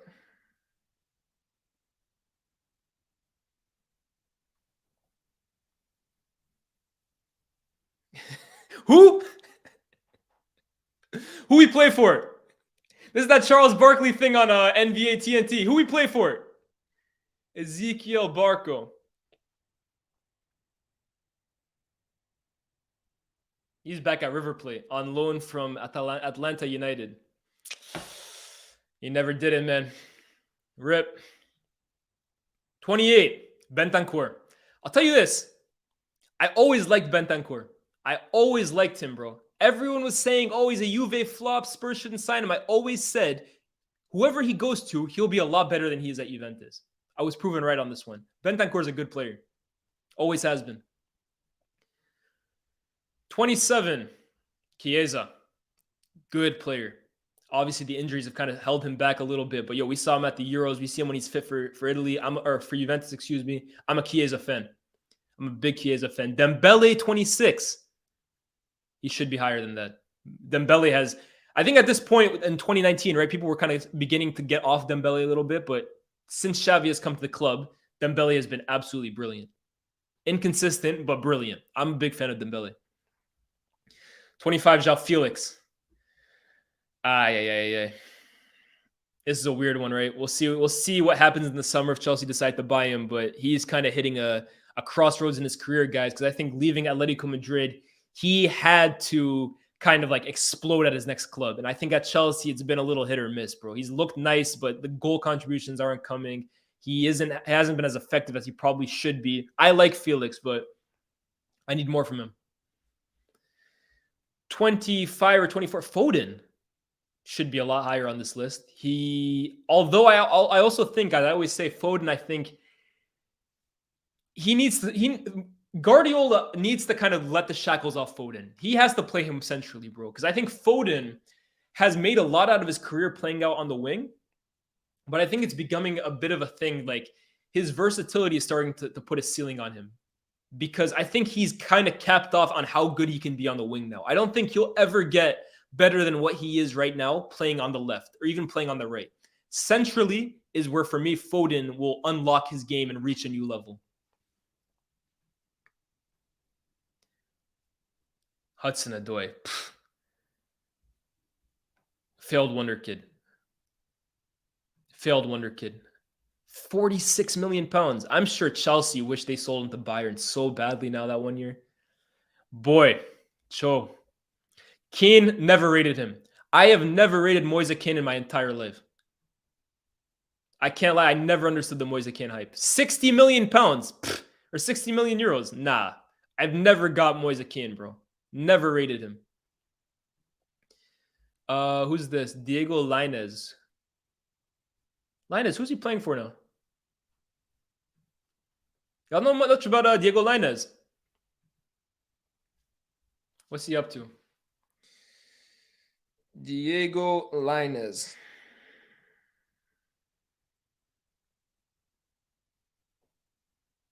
Oh, and loan at Tigres, bro. It's not looking good.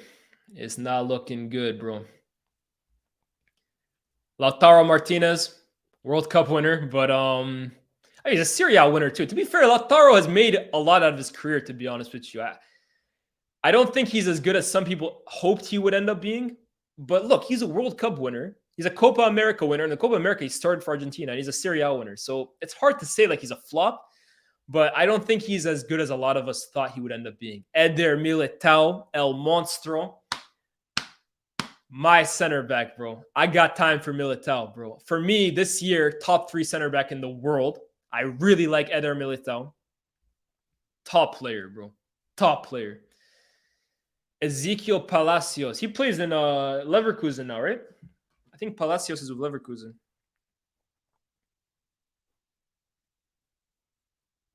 Ezekiel Palacios. Yeah, Leverkusen. Good player. Don't think he lived up to what people were saying at the time, but good player. Paqueta. Oh my God.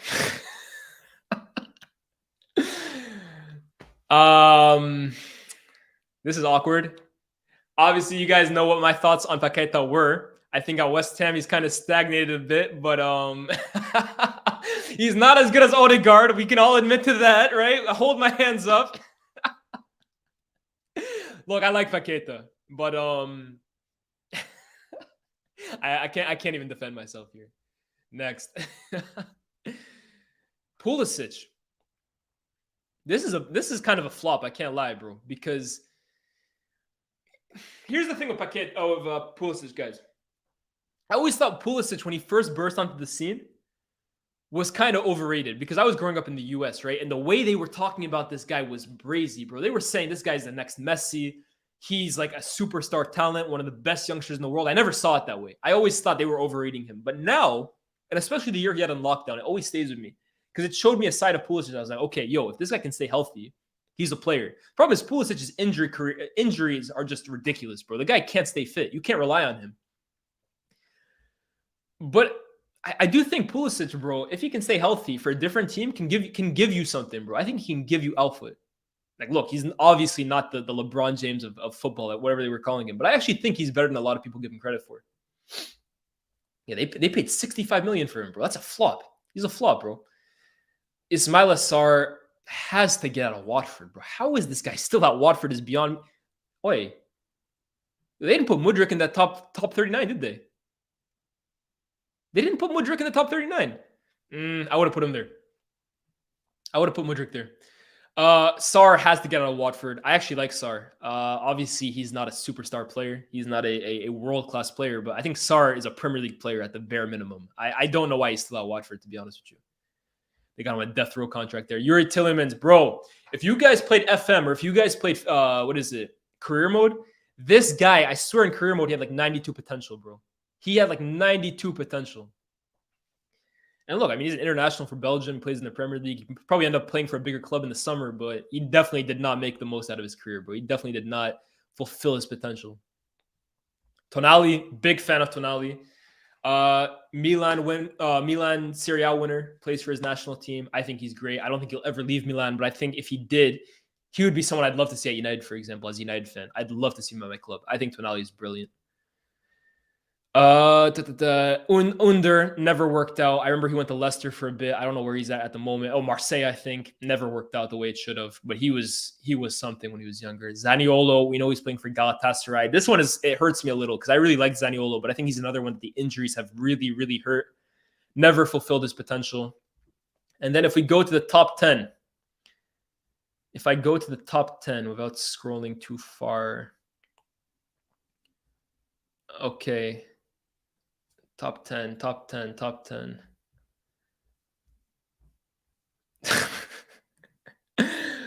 Luka Jovic, bro.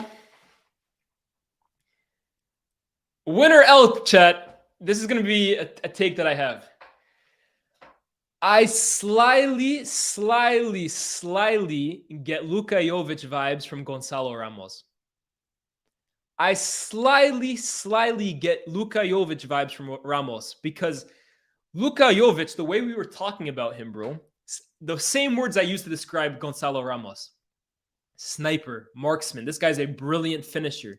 But outside of that, what did he really have to his game? I look at the modern game and you look at the modern day number 9, you have to be more than just a goal scorer. You have to be more than just a finisher. You have to be able to run channels, hold up the ball, get others into play, take on your defender. And I worry about that with both Jovic and both Gonzalo Ramos. And I think the Luka Jovic move was way too early. The Real Madrid move was way too early for Luka Jovic. And here's another thing, guys, right? Everyone's saying Enzo Lefebvre to United or Enzo Lefebvre to Real Madrid. I don't even know, by the way, if Enzo Lefebvre would have qualified for this. I think he's 22. I don't think he's under 21. But I honestly thought that Enzo Lefebvre, it's too early to say go from Lorient to Real Madrid or Lorient to Manchester United. You need like a bridge club in between. I think Luka Jovic needed a bridge club in between Frankfurt and then later on Real Madrid. I think it was way too early for him. He's 23, Lefebvre. But Jovic, bro, what a flop, man. Oh, my God. Because that year under what was it, Frankfurt, him and Haller up front, they were a problem, bro. They were a problem in the Europa League. 9, Marcus Rashford. Obviously, we've gone on to see what Rashford is doing at Manchester United this season. Finally kind of hitting that form that we all wanted to see for years. His goal scoring has been tremendous this year. He's carrying United's attack. He's having a brilliant individual season. Now, at 21 years old, when this list was made, did I expect that in 4 years, Rashford would probably be better than he is right now? I think I would have. I think Rashford, for me, when I first, little known fact for maybe some of you guys, the first game I ever went to go see at Old Trafford was Rashford's debut against Midtjylland.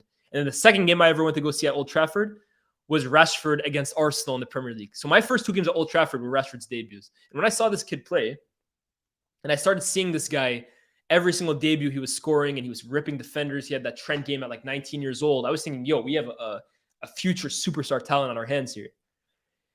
So I think, yeah, I would have expected Rashford. Guys, can you mute this anonymous user guy who just keeps spamming L? Put him in timeout if you have to. I think I would have expected Rashford to hit a higher level at this point than he currently has. But I'm happy to see that he's kind of rescued his career, because it looked like at times last year Rashford was heading down, bro. Rashford was heading on his way out of United. He was not looking like a guy who would ever be making moves in football. So I'm happy to see him back in form. I would say that, yeah, Rashford has somewhat fulfilled the potential of being the 9th best youngster at the time. Donnarumma fell off a cliff. Euro 2021, bro. Oh my God. I was looking at this guy like, damn, this is the heir to Gianluigi Buffon. But I think it's pretty damning that, bro, Milan let go of him, or he left Milan on a free, and they got better. They got Mike Maignan, and Mike Maignan is better than Donnarumma. And Donnarumma has been massively at fault for 2 of PSG's exits in the last 2 Champions Leagues. Donnarumma, guys, this is my concern with Donnarumma, right? I feel like he's too big. And I say that, but the reality is he isn't, because I found out the other day that, like, he's 6'4", I think, or 6'5". He's not Courtois height, for example, but he looks huge. He looks too big, because I see him making these crazy saves. But guys, the saves that are almost like right next to him, he has a hard time getting low and stopping them. I think he's actually gotten too big. Like, he's too hefty. But I'm not a goalkeeper analyst, but that's just the way I look at it with my pure eye. I feel like he's too big. Too heavy, too big. 7, Frankie de Jong. Top. Don't let culture cams or any of these guys tell you that Frankie de Jong is a bum, that he's a flop. I think Frankie de Jong is tremendous. Since he kind of won Xavi's trust this season for Barcelona, I think he's been brilliant this year for Barca. I really like Frankie. 6, Vinicius. Baller. I talked about Vinicius 2 streams ago. Baller. Absolutely brilliant. Absolutely brilliant Vinicius Jr. One of the best players in the world. Kai Havertz. Kai's a flop, bro. He has to go down as a flop, in my opinion. I was a big Kai Havertz fan around this time, 2019, 2020. I was a big Kai Havertz fan. In fact, the comparison I always made before he even came to Chelsea Berbatov. I always saw Berbatov in him in terms of like languid, tall, brilliant first touch, very technically elegant. But Kai Havertz is like languid and nonchalant to a fault. Kai Havertz needs, I feel like he needs to be motivated to really get the best out of him, bro.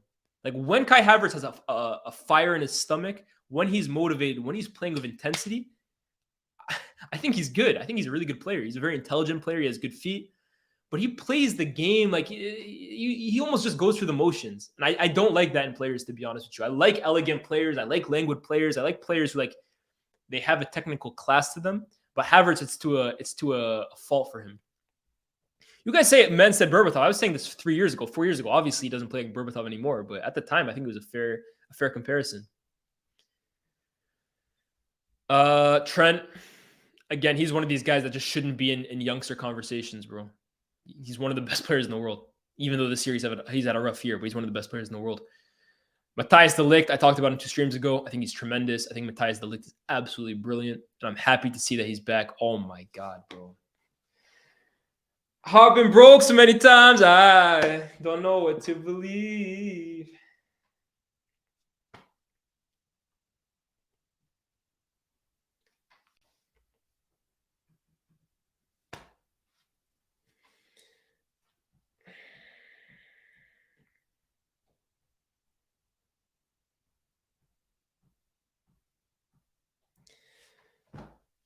Jadon Sancho was ranked the 2nd best youngster in 2019, bro.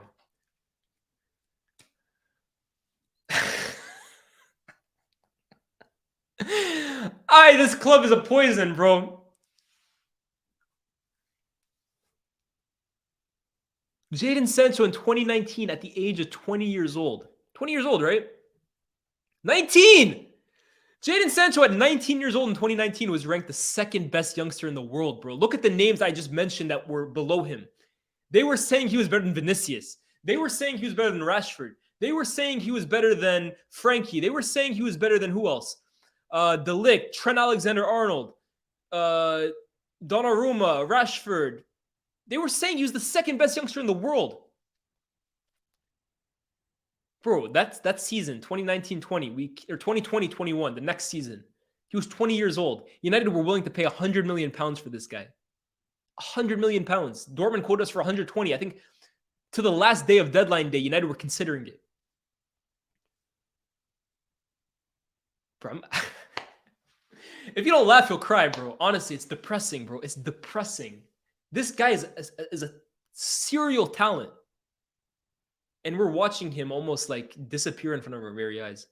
It actually really hurts me to see Jadon Sancho the way he is right now. Because I still believe in his talent. I still believe Jadon Sancho is exceptionally gifted. But I question, guys, will it ever come at United? Will Jadon Sancho ever come good at Manchester United? Let me know, chat. Because I have my doubts. I believe in the talent. I don't believe in the fit. Oh, yeah. My heart hurts, bro. My heart hurts, honestly, seeing that. Because I forgot how good Jadon Sancho really was. You almost forget it. You go on YouTube, you watch his clips, bro. We're looking at the guy was moving like Neymar at times, bro. I'm not sure. His mentality and physicality isn't there. No, nah. Damn, bro. Where do you guys think he should go? Where do you guys think is like Jadon Sancho's next destination? Guys, deep it, bro. Ross. Sancho was rated only behind Kylian Mbappe, who we all universally see as like a generational talent. That was the only guy deemed better than Jadon Sancho as a youngster. Needs to leave United, another club, needs to go to a Bayern, go to Italy, go to uni. Yo, that's... This guy said Jadon Sancho has to go to uni. Nah, relax, bro. I believe in Sancho, but I don't think it's at United, bro. I think he needs to find a new club. For his own sake, because I believe in him, but I don't know if at United it'll ever come good for him, bro. Damn, that hurts. Damn, that hurts, bro. Ollie ruined his career. Good dude university. Don't good dude university Sancho, bro. Don't good dude university Sancho, bro. You're actually going to make me scream, bro. Look how they massacred my boy. Look how they massacred my boy. And number one, as you guys can probably imagine, As you guys can probably imagine, oh, it's not this. As you guys can probably imagine, 2019's best under 21 player. Where is he? Where you at, bro? Kitty, kitty, kitty, kitty. Mbappe, Mbappe, Mbappe, dog. Kitty, kitty, kitty, kitty. Ah, man. If an article couldn't basically age more like a fine wine than this one did, Kylian Mbappe, bro. For me, the best player on the planet. Yeah, he's him, bro. He's him. I don't really got to spend too much time on him, bro. The best player on the planet, best under 21 talent on the planet at the time. The records speak for themselves. The World Cups speak for themselves. Everything speaks for themselves, bro. The guy's unbelievable. No Haaland at the time. I don't know. What was Haaland doing in 2019, bro? I think he had just kind of burst onto the scene with Salzburg. I probably would have put him in my top 30, but it's understandable because Haaland's rise has really been meteoric, bro. No one really saw it coming. Yeah. You guys think Mbappe is the best player on the planet, right? I would say he is. People are saying huge claim. I think he's the best. Salzburg days. Scoring 9 for Norway. Yeah, Haaland was just not on. But that's what I'm saying, guys, right? That kind of goes to my whole point. In 2019, we were saying right. In 2019, we were saying Mbappe was the best under 21 player on the planet. We were saying Jadon Sancho was the second. We were saying Luka Jovic was a top 10 under 21 player on the planet. Erling Haaland didn't make ESPN's top 30 list at all. 4 years down the line, Erling Haaland is arguably the best striker on the planet. He's in the news every single week. He's on course to break the Premier League record in record time in terms of goals. So it all goes to say, guys, development is not linear. Progression is not linear. Players do not develop at the same age. A player could be, at 19 years old, the best youngster in the world. Let's take Dele Alli, for example. And 5 years later, he's on the cusp of being kicked out of his club in Turkey. He couldn't make the grade at Everton. On the flip side, you have players that at 19 are unknowns. And 5 years down the line, they're some of the best players on the planet. I think of Drogba, guys. Drogba, before 24, 25 years old, was kicking it in France for Marseille. And he wasn't like touted as like an elite level talent. He comes to Chelsea, and all of a sudden, we're looking at Didier Drogba like a world-class player. So progression is not guaranteed. It's not linear. It's not. I think so much, guys, of like Ronaldo and Quaresma. They came through in the same class, and Quaresma was considered at one point just as good as Ronaldo in terms of the talent. He was the one who went to Barcelona a year before Ronaldo went to Man United. I think Barcelona, in fact, they picked Quaresma over Ronaldo. I think of, here's a throwback for you guys. Some of you guys might not remember it. Ozil and Diego Ribas at Werder Bremen. Diego Ribas won Bundesliga Player of the Year in 2007. Diego goes to Juventus, flops there. Ozil goes to Real Madrid. We know the rest of the story. Ganso and Neymar, I think that's the biggest one, right?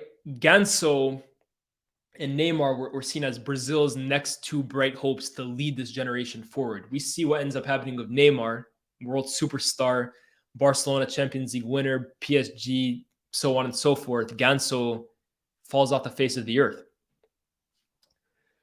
I think he had that one spell at Sevilla, and he just wasn't. They just like he didn't have it.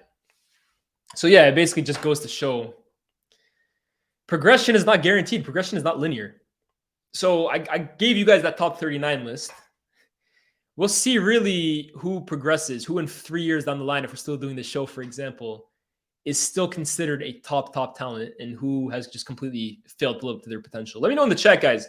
Who do you guys see in the modern game right now? Some of the youngsters that we just talked about. Who do you guys think has the highest ceilings? Obviously, don't mention Pedri and youngsters that really aren't like talked about in the same proximity as them. Who do you look at and say, yeah, I could see you being like a future star? Emre Moore, that's another great example. Emre Moore, bro, this guy was brazy with it. And I think he's actually having a bit of a career remontada right now, but he'll never live up to the potential. Cherokee, yeah, I like you guys. Cherokee can ball. Cherokee can absolutely ball. Predict one player that will flop. Who's the one player I think will flop? Like, that's a youngster right now. I'll tell you this right now. I think if Bellingham goes to Liverpool, he'll flop. I think if he goes to Real Madrid, it'll be the best move for him. But I think if he goes to Liverpool, that's Paul Pogba to United 2.0, in my opinion.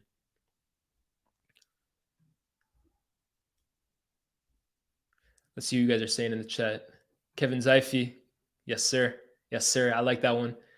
Elanga. I don't know if I agree, but to each their own. Gavi flop. Lino Sousa from Arsenal. I guess we'll have to keep an eye out for him.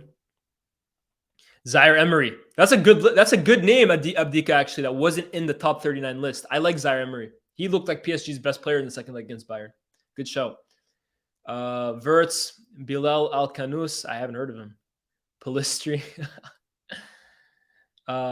Is my man from Morocco. The guy who just got a move to Marseille.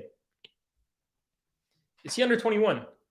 His name completely Unahi. Is Unahi under 21?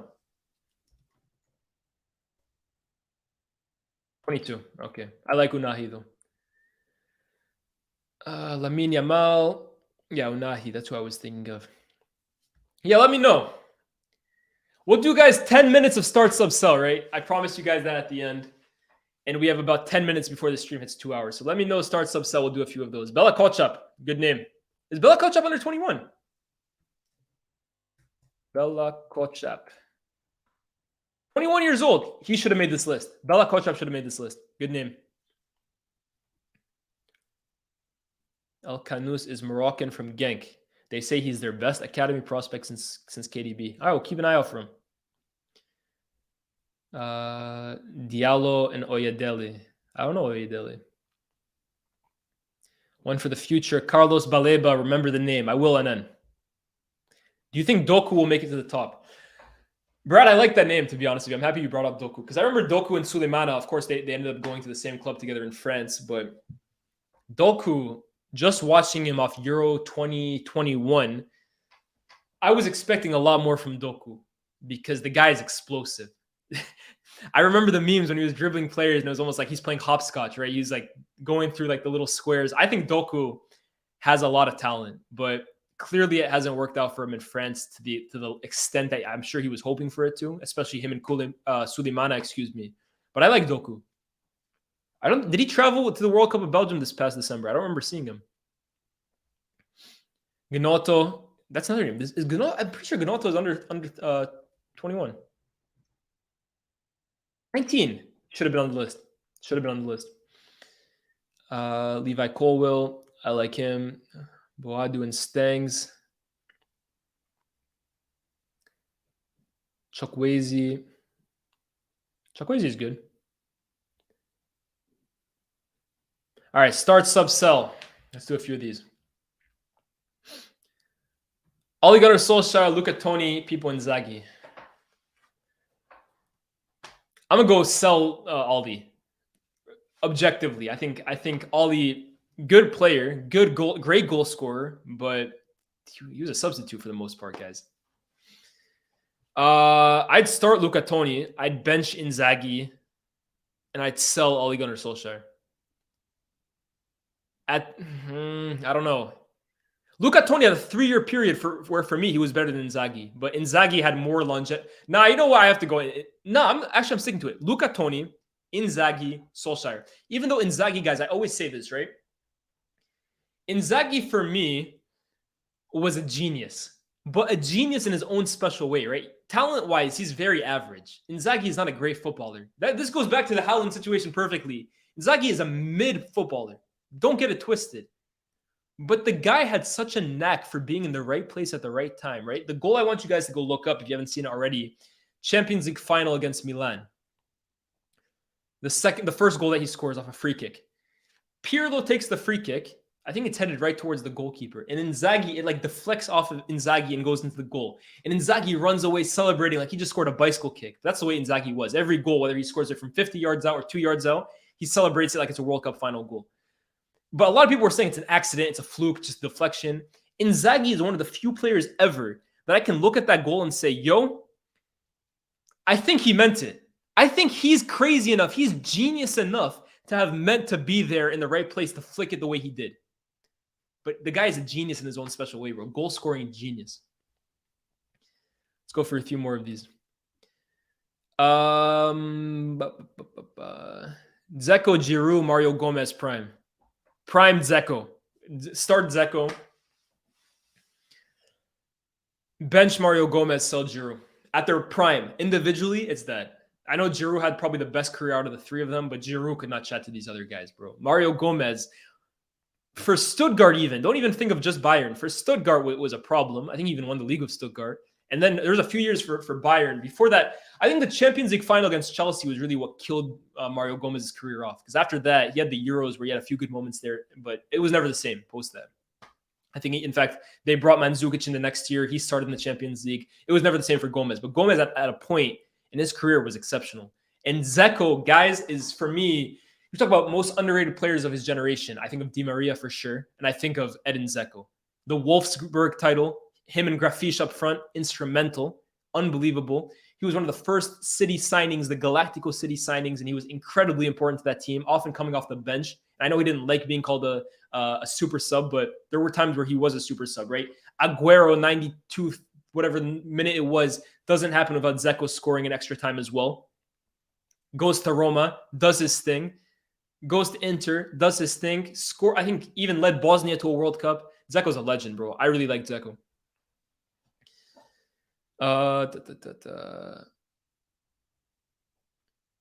Pato Adriano Robinho. What do you mean by this, Kevin? I'm going to start this one. I'm going to come back to it. Do you mean like prime? Do you mean potential? Like, what do you mean exactly by that one? Because that one's a bit tough.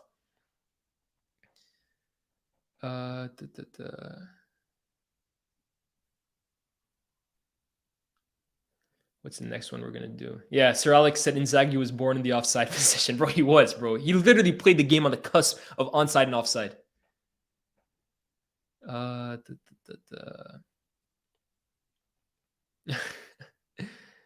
Start, sub, sell. I like this one. This is a team one. Start, sub, sell 2018 Belgium, 2022 Brazil, 2010 Netherlands. What is this? This is kind of random. I think 20... It's hard not to say 2010 Netherlands start because they went to the World Cup final, but they were so boring to watch, bro. They had three players that just led them all the way there. And outside of that, it was like the least Dutch team you can ever remember. Nah, you know what? Screw that. 2018 Belgium start. I think 2018 Belgium, bro, that semifinal of the World Cup in 2018, I always say it. That was the final of that tournament. Belgium versus France. Whoever won that game would have won the World Cup. They would have both beat Croatia. 2018 Belgium, for me, are the best team out of those three. I would go 2010 Netherlands just because of the star power of Schneider and Robben. Van Persie in bits and spurts as well, too. But Schneider and Robben, that World Cup, were exceptional.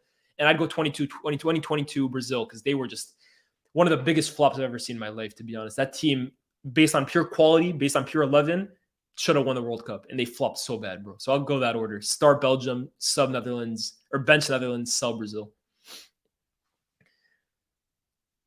Start, sub, sell Totti and Del Piero. Trezeguet, Totti, and Del Piero. Start Totti, bench Del Piero, sell Trezeguet. That one's not hard for me. I've always said in my life, bro, Totti was better than Del Piero. I know that one's often debated because Del Piero won more and he was at Juventus, but Totti was just loyal to Roma, bro. Totti could have played for any team on the planet. I think Totti is better than Del Piero.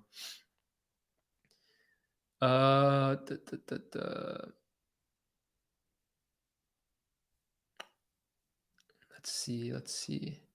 Did he say Dzeko scored 44 goals in the season? Crazy, bro. Crazy. Prime, Diego Costa, Torres, Alba. Start Torres, bench Diego Costa, sell Aubameyang. I think that one's pretty easy as well. Diego Costa was a problem, but I would start Torres in their prime. That Dzeko and Grafish combination was a joy to watch, bro. So good. That's an archive I might have to do eventually, guys. With that Wolfsburg team of 08-09, very, very good. Pirlo, Scholes, Xavi. I would start Xavi, bench Pirlo, sell Scholes. I think Scholes and Pirlo, in the eyes of some, could be interchangeable. I prefer Pirlo because I probably saw more of Pirlo in his prime than Scholes, his prime probably came a little bit before I started watching consistently. But I would say accomplishments, prime, consistency, longevity, Scholes might have him actually. But I would, especially international as well. Europe, I would go Xavi, Pirlo, Scholes. That order. I think Xavi's undisputed, number one. Start, sub, sell, Ben Arfa, Tarap, Quaresma. I would say I'll do it on two things: talent and what they actually ended up doing. On what they actually ended up doing, I would go talent. It's Tarapt. Is it Ben Arfa second? Tarapt, Ben Arfa. Nah, it's not. It's Ben Arfa talent. Ben Arfa is the best talent of the three. Ben Arfa, Tarapt, Quaresma. I would go on talent. No, Ben Arfa start in terms of talent. Quaresma bench in terms of talent. Am I really putting Tarapt third? Yeah, Tarapt third. Quaresma was talked about with Ronaldo, bro. Let me not be disrespectful. What they actually ended up doing, though, start Quaresma, because he won the Euros, bro. And he actually played in those tournaments. Start Quaresma, bench Tarapt, sell Ben Arfa, based on what they actually ended up doing. But in terms of talent, bro, Ben Arfa was disgusting, bro. Disgusting. Super chat. Hold up. We'll get to that later. Excuse me. Sorry, I got to go through more of these. Schneider, James Rodriguez, Bernardo Silva. That's a weird one. Sell James. I think he's the most underwhelming of the three in terms of what he actually ended up doing. Talent-wise, maybe different. Start Schneider, bench Bernardo, sell James. Excuse me. Even though Schneider, to be honest, his career is kind of a bit underwhelming. Bar that 1 year at Inter, I don't think he did enough of his career. Oh, in the World Cup, of course, too. Yeah, I'd go start Schneider, bench Bernardo, sell James. Even though talent-wise, I'd go start James, bench Schneider, sell Bernardo. Pedri, Camavinga, Odegaard. Start Pedri, bench Odegaard, sell Camavinga, I would say. Just because Odegaard, what he's doing right now is exceptional. Painha, Bruno Guimaraes, or Tonali? I'll probably shock you guys here. I'll probably say start Tonali, bench Bruno, sell Painha. 2010 Drogba, 2004 Henry, 2011 Eto'o. 04 Henry, 2010 Drogba, 2011 Eto'o. I think Eto'o, that's his best goal scoring season, Ike. Like, statistically, he scored the most goals of his career in 2011, but it's not his best season, in my opinion. I think he had seasons at Barca that were better than that year, personally. I mean, he made the podium at Barca for the Ballon d'Or, so I wouldn't say 2011 is his best year. Purely on those years, you know what? I might even say Drogba 2010 is the best of the three. But Henry, he went invincible that year, right? 03, 04. I think so. Yeah, I'll go Henry top, Drogba second, Eto'o third. Did I miss your super chat, David? I swear I read it. Yeah, I read it. I'm maybe a little late here. Zanetti, Cafu, Lam. Start Cafu, bench Lam, sell Zanetti. Those three are tremendous. But Zanetti for me is more of like steady Eddie, 7 out of 10s consistently. I think Lam and Cafu were better footballers and they had better highs than Zanetti. But Zanetti is like, that's a legend of the game right there, bro. 2022 Argentina, 2018 France, 2014 Germany. I would start 2014 Germany, bench France, sell Argentina. Is this real, case? Tottenham chairman Daniel Levy has never forgiven himself for sanctioning the sale of Kyle Walker to City in 2017. That was a howler. And has vowed not to sell to a Manchester club again. Kane, you're being held on death row contract, bro. God damn.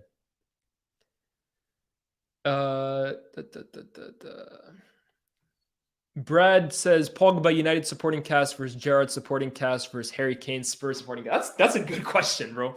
I like these super chats, bro. Make them creative like this if you're going to send me one, guys.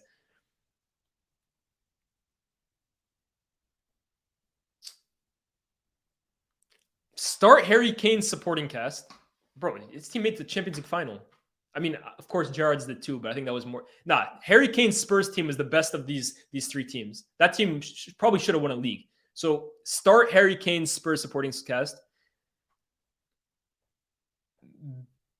Bench Gerrard. I mean, Gerrard, it depends which one, right? I think Gerrard had a team with Suarez, Sterling, Sturridge. He had a team with Torres, Start Harry Kane's Spurs team. Bench Gerrard's Liverpool team, sell Pogba's United team. That's what I'm doing.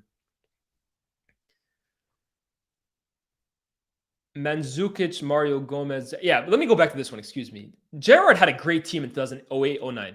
That team, I think they registered, 90 points, 89 points? They were an amazing team. They went to Champions League, quarterfinal, semifinal?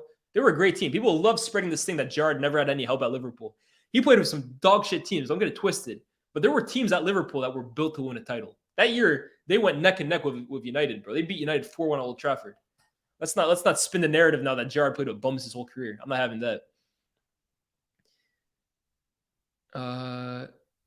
Let me scroll down a little bit just to... David Smith, another super chat, says Barca 2013, Barca 2022, or Bayern 2013, Barca 2022, Madrid 2017. Why is Barca 2022 there, bro? I don't get that one. Do you mean a different year, maybe, David? Okay, I'll answer your question. Obviously, sell Barca 2022. I don't know what they're doing here. Bench Bayern 2013, although they were a great team, and start Madrid 2017. I'll make it interesting, though. If it's Barca 2011 instead of 2022, I'll pretend that's what you meant. I would start Barca 2011, bench Madrid 2017, sell Bayern 2013. But Barca 2022, they don't belong there, bro. Isco, Dele Alli, Götze. That's this. Start Isco, obviously. Bench Mario Götze, sell Dele Alli. That one's easy, bro. That one's very, very easy. Sports commentators, Peter Drury, Clive Tildesley, and Mike Breen. Mike Breen is bang, right, Sammy? That's his thing, right? I would start Peter Drury. That's the GOAT right there. How do you... Nah, hold up. Clive Tildesley on Champions League ITV nights. You guys might think, how did I get that? Trust me. My dad and I, we by hook or by crook, we got the channels we needed to. The way Clyde Tildesley used to pronounce Wayne Rooney's names on Champions League nights, bro, it still gives me goosebumps, bro. Look up the way he said Rooney's names and some... Rooney versus AC Milan, 2007, the third goal in a 3-2 win. Go listen back to the commentary, bro. It'll give you goosebumps, bro. Wayne Rooney against Barcelona Champions League final, it'll give you goosebumps, bro. I'm starting Clive Tildesley, bro. Benching Peter Drury, selling Mike Breen, bro. I'm sorry, Mike Breen, you can't. You're a good dude, but I ain't going there. We'll do 3 more minutes. We did a little more than I was expecting, but Crunch King 232 says, Elias, I'll never forgive Drogba for scoring the offside goal against us in 2010 to win the league. To be fair, though, Crunk, we scored a handball with Makeda, right? That was a handball on Makeda. So we're not innocent in all of this. Alaba, Kolarov, Alaba, Prime. Kolarov was a baller. Kolarov could strike a ball better than almost any fullback I've ever seen in my life. But it's Alaba, Kolarov. I think that's the... Alba and Alaba. I preferred Alaba. But Alba was a problem too. Yeah, I think this is what you meant, David. So I did answer that one for you. Thank you for the super chat, bro. 2010 Spain, 2006 Italy, 2002 Brazil. Ooh, now we're talking. Now we're talking top international teams. I always say, okay, you guys are going to think I'm crazy for what I'm about to say. Start Brazil 2002. I don't think the 2010 Spain team, I think it's a little overrated. The era of Spain was brilliant. The 2012 Euro 2012 Spain team is the best international team I've ever seen. But 2010, bro, was just 1-0, 1-0, 1-0, 1-0, 1-0. That was more of like a defensive masterclass and like really good. It's like a masterclass in possession. But I think 2012 was Spain's peak. I don't think 2010 was. So overrated in that sense. They're obviously still a brilliant team. I would have them second. I would have Italy sell third. I would have that Italy team. Because, bro, you know what's crazy with Italy, right? Again, that's another defensive masterclass. And I guess it kind of tells you to win these tournaments, bro. Sometimes having the best attack is not guaranteeing you win a trophy. Obviously, Brazil, their 2002 team, kind of puts that out the window. But you look at the teams that often win World Cups. You even look at this Argentina team. It's built off their defensive stability. That Italy team, right? They had Toni, Inzaghi, Totti, Del Piero, and Gilardino. 5 really good forwards. Don't get it twisted. I like all 5 of them. I think they all only scored 1 goal all tournament. Each of them. They all scored 1 goal each. That team was based off Cannavaro, Matarazzi, Nesta when he played in the beginning, Zambrotta, Grosso, Gattuso, Pirlo in behind, Buffon. That's what won them the World Cup. So I would go start Brazil just because that team was disgusting, bro. Ronaldo, Rivaldo, Ronaldinho. Do me a favor, bro. Start them, bench Spain, sell Italy. What else do we got?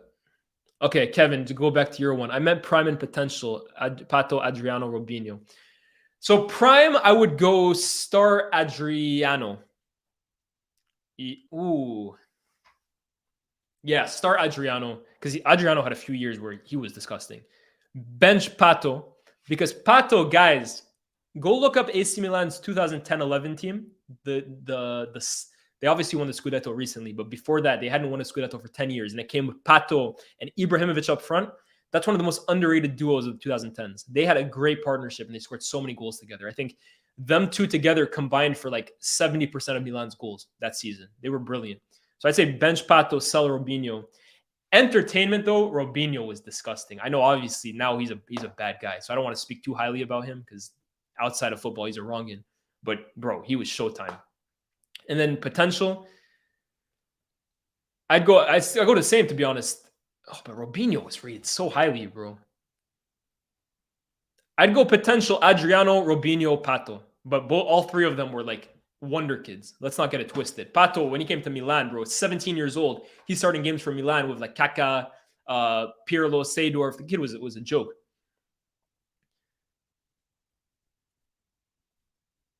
So what you're saying is Pogba was failed by United. I'm not saying he wasn't failed by United. That's all I'll say. We'll do three more. Roberto Carlos, Ashley Cole, Marcelo. I'd start Marcelo. I'd bench Cole. I'd sell Roberto Carlos.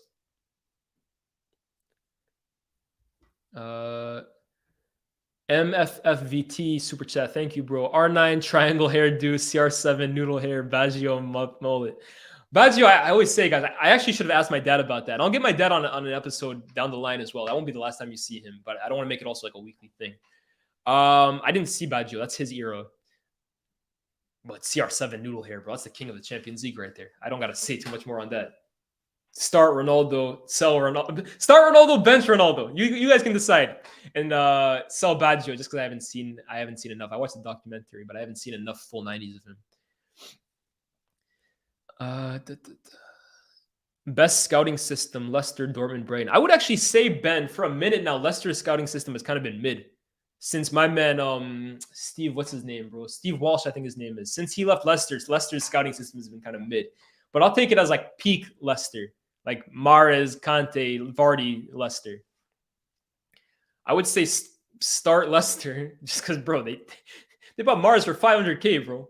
They signed Kante from like the abyss. Vardy was playing like 4th division, bro. So I can start Leicester.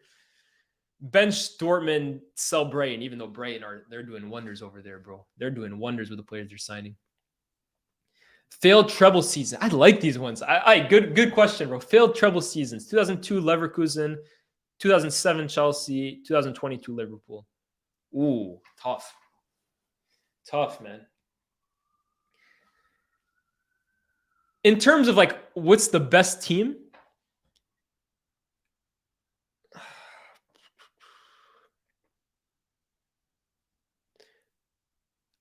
When you say 07, do you mean 07, 08 or do you mean 06, 07? I'm going to guess that you mean 06, 07. So that's when they lost in the Champions League semifinals to Liverpool on penalties. They won the FA Cup against United and they lost the league to United. I would go in quality, bro. Liverpool last year, they were good. They were really good. I'd say last year Liverpool was the best team because, bro, they played every single game of every single tournament. That's unheard of. So and they lost the league on the last day to a great City team. So I'd go start Liverpool, bench Chelsea. But Chelsea, bro, we can't forget that. Yo, they had gone 2 years where they were untouchable in England. 04, 05, 05, 06. It didn't look like anyone could get past them. That's a funny story for you guys, chat. Chelsea 06, 07, right? They had just won the league in 05, 06, and 04, 05. They were the best team potentially on the planet. I know they didn't win the Champions League, but they were a damn good team. Mourinho, Lampard, Drogba, etc., etc.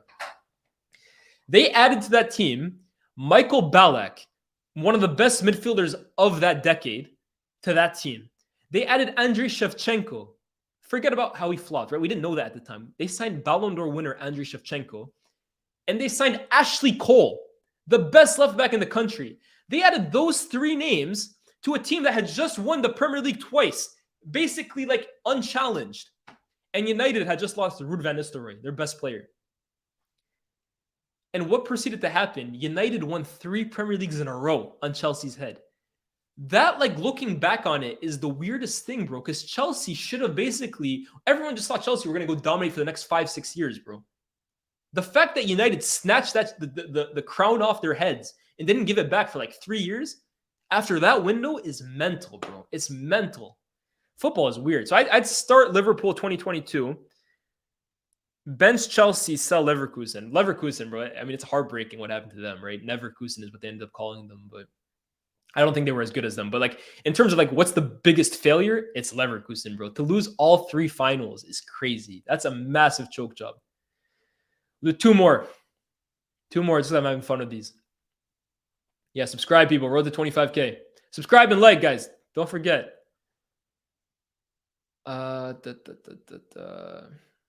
Scroll down. Oh, we got super chats. Okay, let me not neglect those anyways. PLS 27, Iniesta or Modric.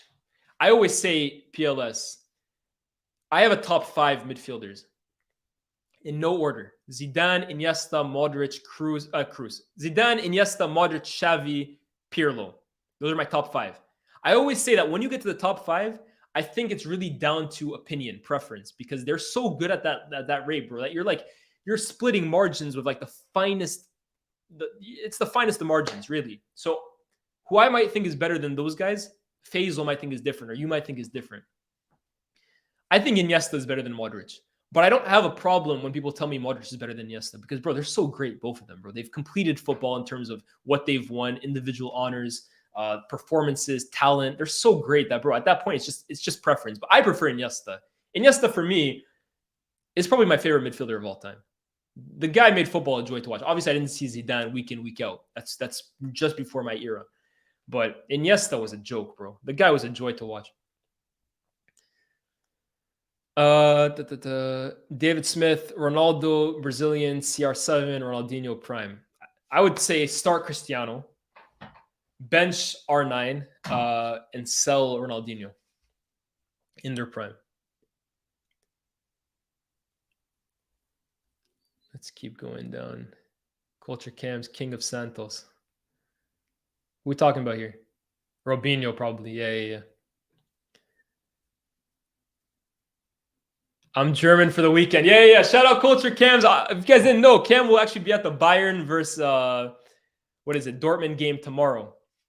Kroos, Schweinsteiger, Ballack.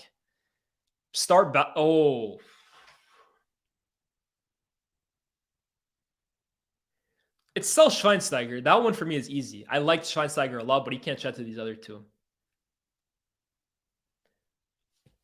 I think you can make the argument, Cam, that I think Kroos has probably surpassed Ballack based on like how long he's done it, the level, like how long he's done it at that level.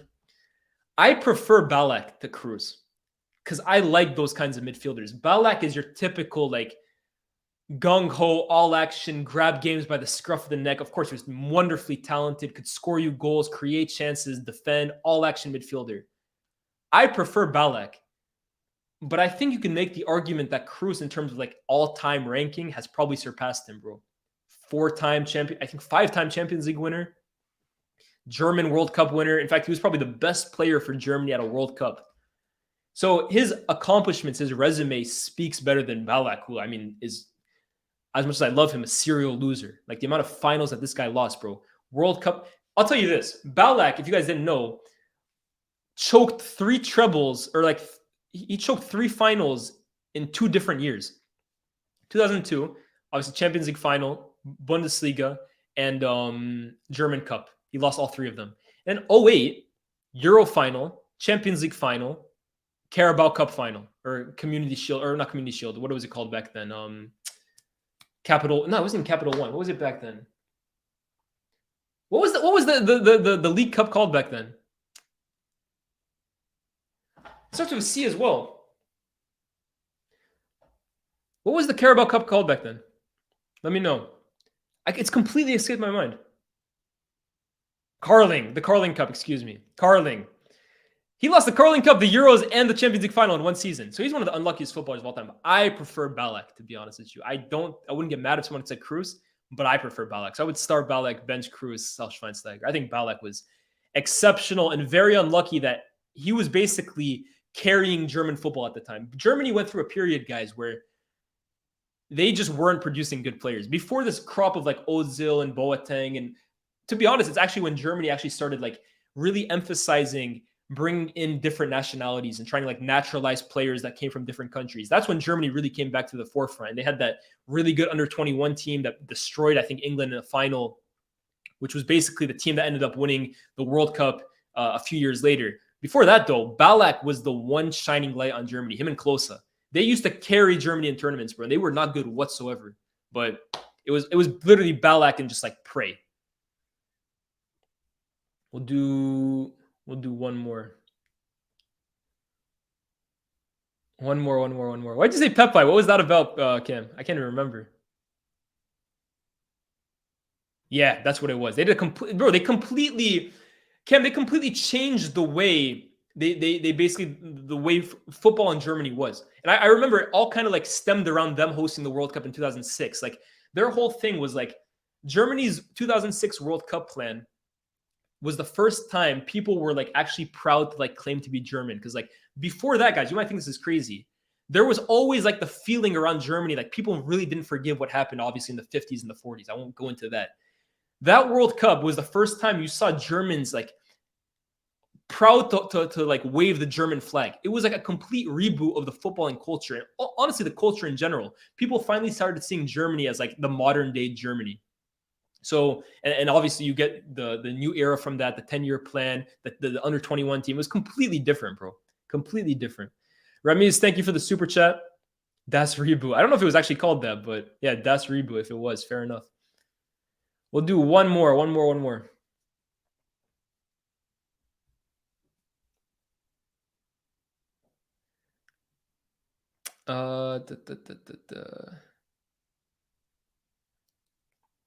There's some that I want to leave for another day, to be honest with you.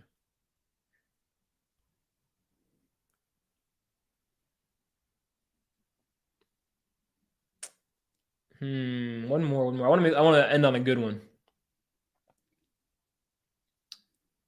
I'll do this one just because he's spamming it. James, okay, I got you, bro. 08 United, 13 Bayern, 14 Madrid. I think 14 Madrid has to be over 13 Bayern just because they smacked up Bayern the very next season. I have a bias here, guys. I mean, it's a little unfair here. Like I'm gonna say 08 United for me was the best of those guys. There's no bias actually. 2008 Manchester United, bro, they could have won a treble. They got so unlucky against Portsmouth that year. They should have won a treble. That should have been a treble-winning Champions League team. 08 United start, bench Madrid, sell Bayern. Call me biased, bro. Sometimes you guys want to say I'm not a United fan. Hold that. Guys, don't do that. Don't do that. Guys, this has been another episode of, I almost said no ratings, of 8 p.m. in Europe. I hope you guys enjoyed this. Obviously, we talked about the top under-21 players in world football, how ESPN ranked them, some shambolic ratings, but that's for another day. If you guys came in late to the stream, I'm going to make sure there's timestamps for this one so you're not forced to watch a whole 2.5-hour stream. I really hope you enjoyed it. Of course, make sure you like, share, subscribe, notifications on. Guys, if you guys got friends that are looking for football content, tell a friend, man. FTBL is the place to be. Share the links, share the videos. Let them know that this is the place to see consistent, very good, thought-provoking football content. As always, it's been myself, Lies. This has been 8 p.m. in Europe. We'll see you when we see you. Peace.